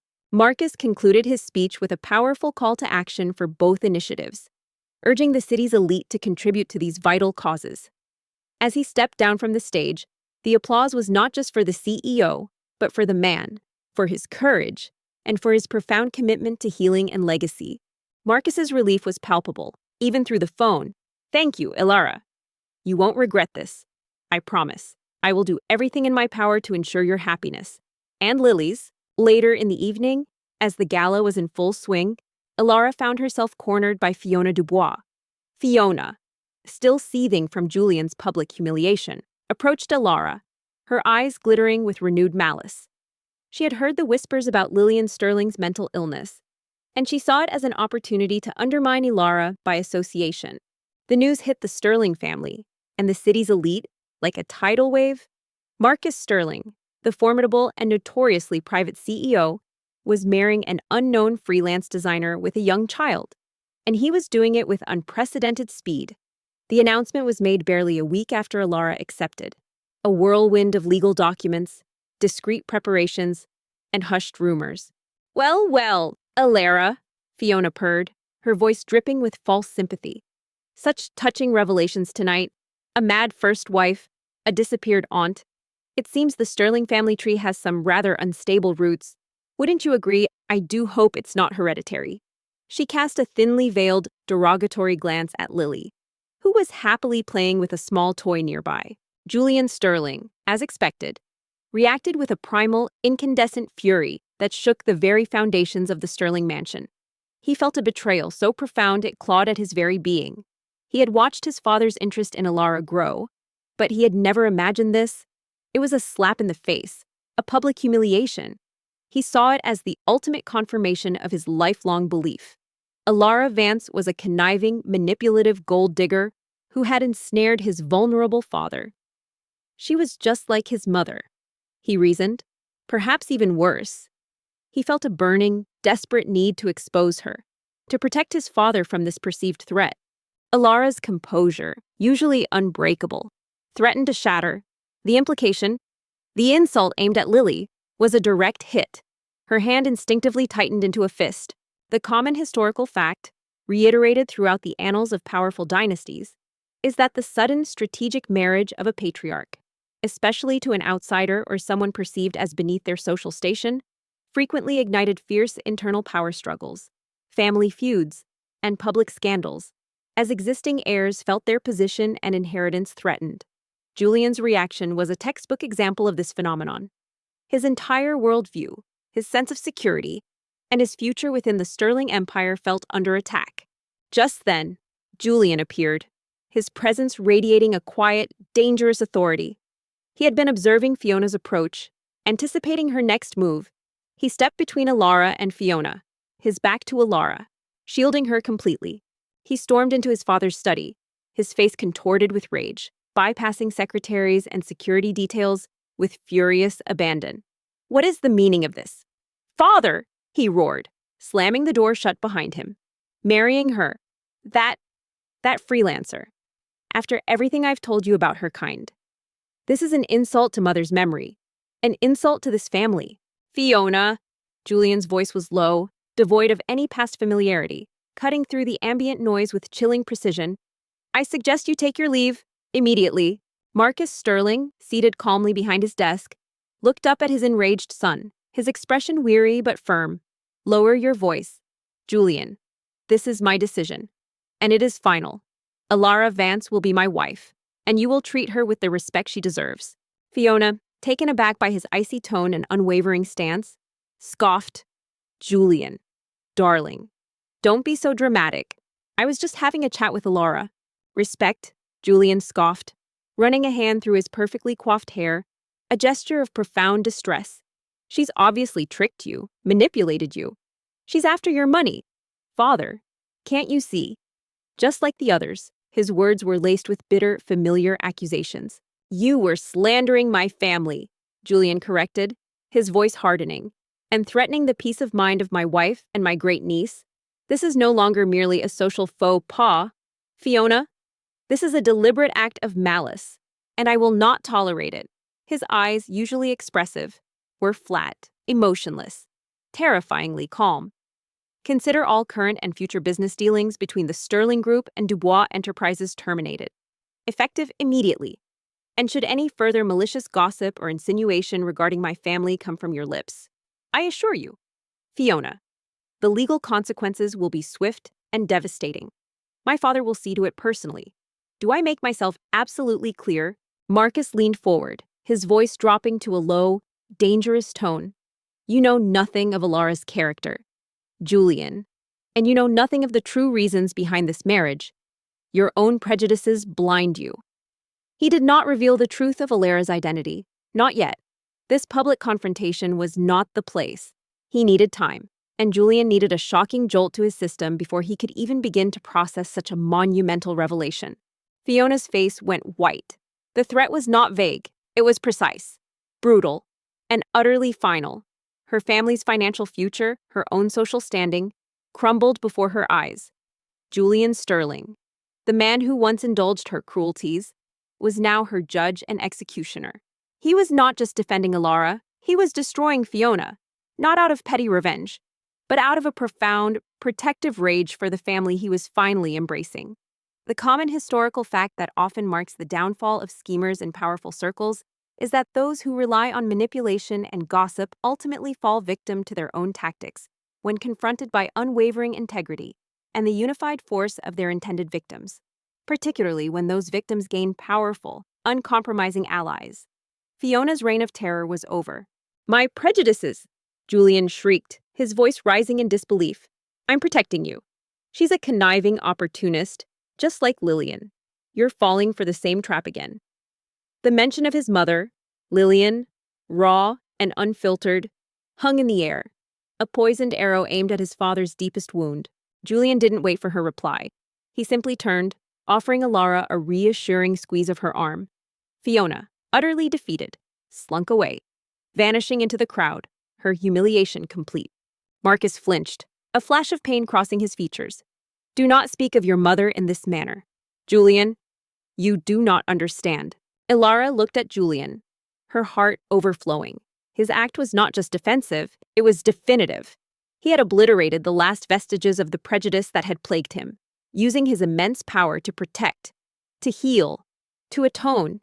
He was truly transformed. He was no longer the cruel, arrogant CEO's son. He was a fiercely loyal, compassionate man, a true member of their family. "Oh, I understand perfectly," Julian retorted, pacing the room like a caged tiger. She smiles sweetly. She acts demure, and then she'll bleed you dry and leave you just like Lillian did. I won't stand for it. "Father, I will fight this marriage. I will expose her." "Thank you, Julian," Alara said, her voice soft with emotion. "You didn't have to go so far." Marcus Sterling watched his son, his heart aching with a complex mix of frustration and profound sadness. Julian's rage was a testament to his deeply fractured soul, a mirror of his own unresolved pain regarding Lillian. But this marriage, born of a desperate need to protect Alara and Lily, was also, in a strange, painful twist, the catalyst for Julian's inevitable confrontation with his own demons. It was a bitter medicine, perhaps, but a necessary one. He looked at her, his eyes warm, a slight smile on his lips. "Yes, Alara. I did. I owed it to you. I owed it to all of us. And I'm going to spend the rest of my life making sure you and Lily are safe, and that our family is stronger than ever." He meant it. Every single word. "You will do no such thing, Julian," Marcus stated, his voice now devoid of warmth, cold and resolute. "This marriage will proceed, and if you attempt to disrupt it, or harm Alara or Lily in any way, you will find yourself completely disinherited. Do I make myself clear?" The resolution for Julian Sterling was not just about overcoming his hatred, but about finding a purpose far greater than personal ambition. He fully embraced his role as a protector, a healer, and a compassionate leader within the Sterling Group, working closely with Alara on the new fellowship and the Mental Health Foundation. He dedicated himself to ensuring that no other family would suffer the silent pain his mother had endured, or the lonely struggle Alara had faced. He found peace in service, in making amends, in rebuilding not just an empire, but a family. Julian froze, his eyes widening in shock. Disinheritance, the ultimate threat, the stripping away of his birthright, his identity. It was a cold, brutal blow. He stared at his father, seeing not the vulnerable man he thought he was protecting, but the ruthless titan of industry who had built an empire from nothing. The threat was terrifyingly real. The Sterling family began to truly heal. Marcus Sterling, with Alara by his side, found a renewed sense of purpose, guiding his empire with wisdom and compassion. Lily flourished in her new life, surrounded by love, opportunities, and the unwavering affection of her great-uncle and her newfound family. She had a stable home, the best education, and the freedom to pursue her dreams. His rage, still simmering, was now mixed with a chilling fear. He felt trapped, betrayed by his own father, and forced to accept the presence of a woman he utterly despised, a woman he believed was poised to destroy their family. The battle lines were drawn. The CEO, Marcus Sterling, had married her immediately, not just out of recognition and hope, but out of a desperate and protective love for a family he had only just rediscovered. And in doing so, he had unleashed a storm that would either break his son or force him, finally, to confront the ugly truths that had poisoned his soul for far too long. Elara Vance, now Mrs. Sterling, stood at the epicenter of this seismic family upheaval, an unwitting matriarch thrust into a gilded cage of power, secrets, and simmering hatred. Elara, now executive director of the Sterling Arts and Design Fellowship, poured her heart into the initiative, ensuring that talented young artists from all backgrounds had the support she had once lost. She established innovative programs, mentored aspiring designers, and created a legacy that honored Marcus's sister, Elara, and ensured her artistic spirit lived on. She also played a vital role in the Mental Health Foundation, her empathy and resilience a guiding light. She had found her purpose, her calling, and her place, not just within a powerful family, but within a world she was now actively shaping for the better. The engagement announcement, delivered with the swift, unyielding precision that characterized Marcus Sterling, shattered the Sterling family's brittle peace like a dropped crystal vase. The news, a sparse, formal statement released by the Sterling Group's PR department, landed in the exclusive circles of the city's elite with the force of a bomb. Marcus Sterling, the elusive and powerful CEO, was marrying Elara Vance, a freelance designer whose past was as obscure as her connection to the Sterling dynasty. And he was doing it fast. The wedding was set for a mere 2 weeks after the public declaration, a whirlwind of rushed preparations that left everyone, especially Julian, reeling. The story concludes with a simple, profound scene. Years later, a little older, a little wiser, Lily stood on the stage of a grand auditorium, receiving a prestigious art scholarship, her eyes shining with joy. Marcus Sterling, Elara, and Julian were in the front row, watching her, their faces beaming with pride. Julian, now a respected leader within the Sterling Group, and a fierce advocate for mental health and arts education, leaned over to Elara, a genuine, warm smile on his face. Julian Sterling's reaction was not mere anger, it was a primal, gut-wrenching fury that defied reason. He felt a profound, incandescent betrayal, a public humiliation he couldn't comprehend.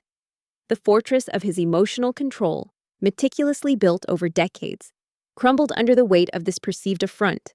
His father, the man he had always strived to emulate, to protect, had, in Julian's warped perception, fallen prey to the very type of woman Julian believed he was destined to battle. She was an outsider, a freelancer, a single mother, all labels that, in his mind, screamed opportunist. He saw her as a serpent in their Eden, poised to poison his father's mind and drain their wealth, just as his mother, Lillian, had done. "She's truly talented, Elara," Julian whispered, his voice filled with affection. "Just like you, and just like our aunt." His rage was a torrent of pent-up resentment, years of bitterness now unleashed. He stormed through the Sterling mansion, his voice echoing off the vaulted ceilings, his once composed demeanor completely shattered. The grand, silent halls, usually a testament to his father's restrained power, became a stage for Julian's private torment. He lashed out at household staff, his words sharp, his temper volatile. He tried to corner his father, but Marcus, anticipating his son's eruption, had retreated behind a wall of impenetrable security and an unyielding silence, communicating only through his chief of staff. Elara smiled, her eyes glistening. She looked at Julian, seeing the man he had become kind, compassionate, and utterly transformed. She looked at Marcus, his face radiating contentment, and she looked at Lily, standing tall and confident, a symbol of hope and a testament to the enduring power of love, resilience, and the relentless pursuit of truth. The CEO's son, who had once hated every woman, had, by truly seeing one, finally found his own humanity, and in doing so, had helped build a family reborn from the ashes of bitterness and unspoken pain. Justice had been served, kindness had triumphed, and a family, once shattered, was finally, beautifully, whole. The immediate aftermath was a maelstrom of conflict. Julian found himself isolated, his usual allies in the corporate world either too afraid to contradict Marcus Sterling or too bewildered by the suddenness of the marriage to offer meaningful support. He felt like he was suffocating, trapped in a nightmare where his father, his anchor, was slipping away, lured by a woman Julian believed was a venomous charlatan. Thanks for watching. If you enjoyed this story and want to see more narratives of transformation and justice, don't forget to hit that subscribe button. Stay with us for the next one, and while you're here, check out our other videos. There's always more to explore. Where are you watching from? Let us know in the comments below. Finally, after days of stewing in his own toxic brew of anger and despair, Julian managed to corner his father in his study late one evening. Marcus Sterling, his face etched with a profound weariness, sat behind his imposing mahogany desk. Knowing this confrontation was inevitable,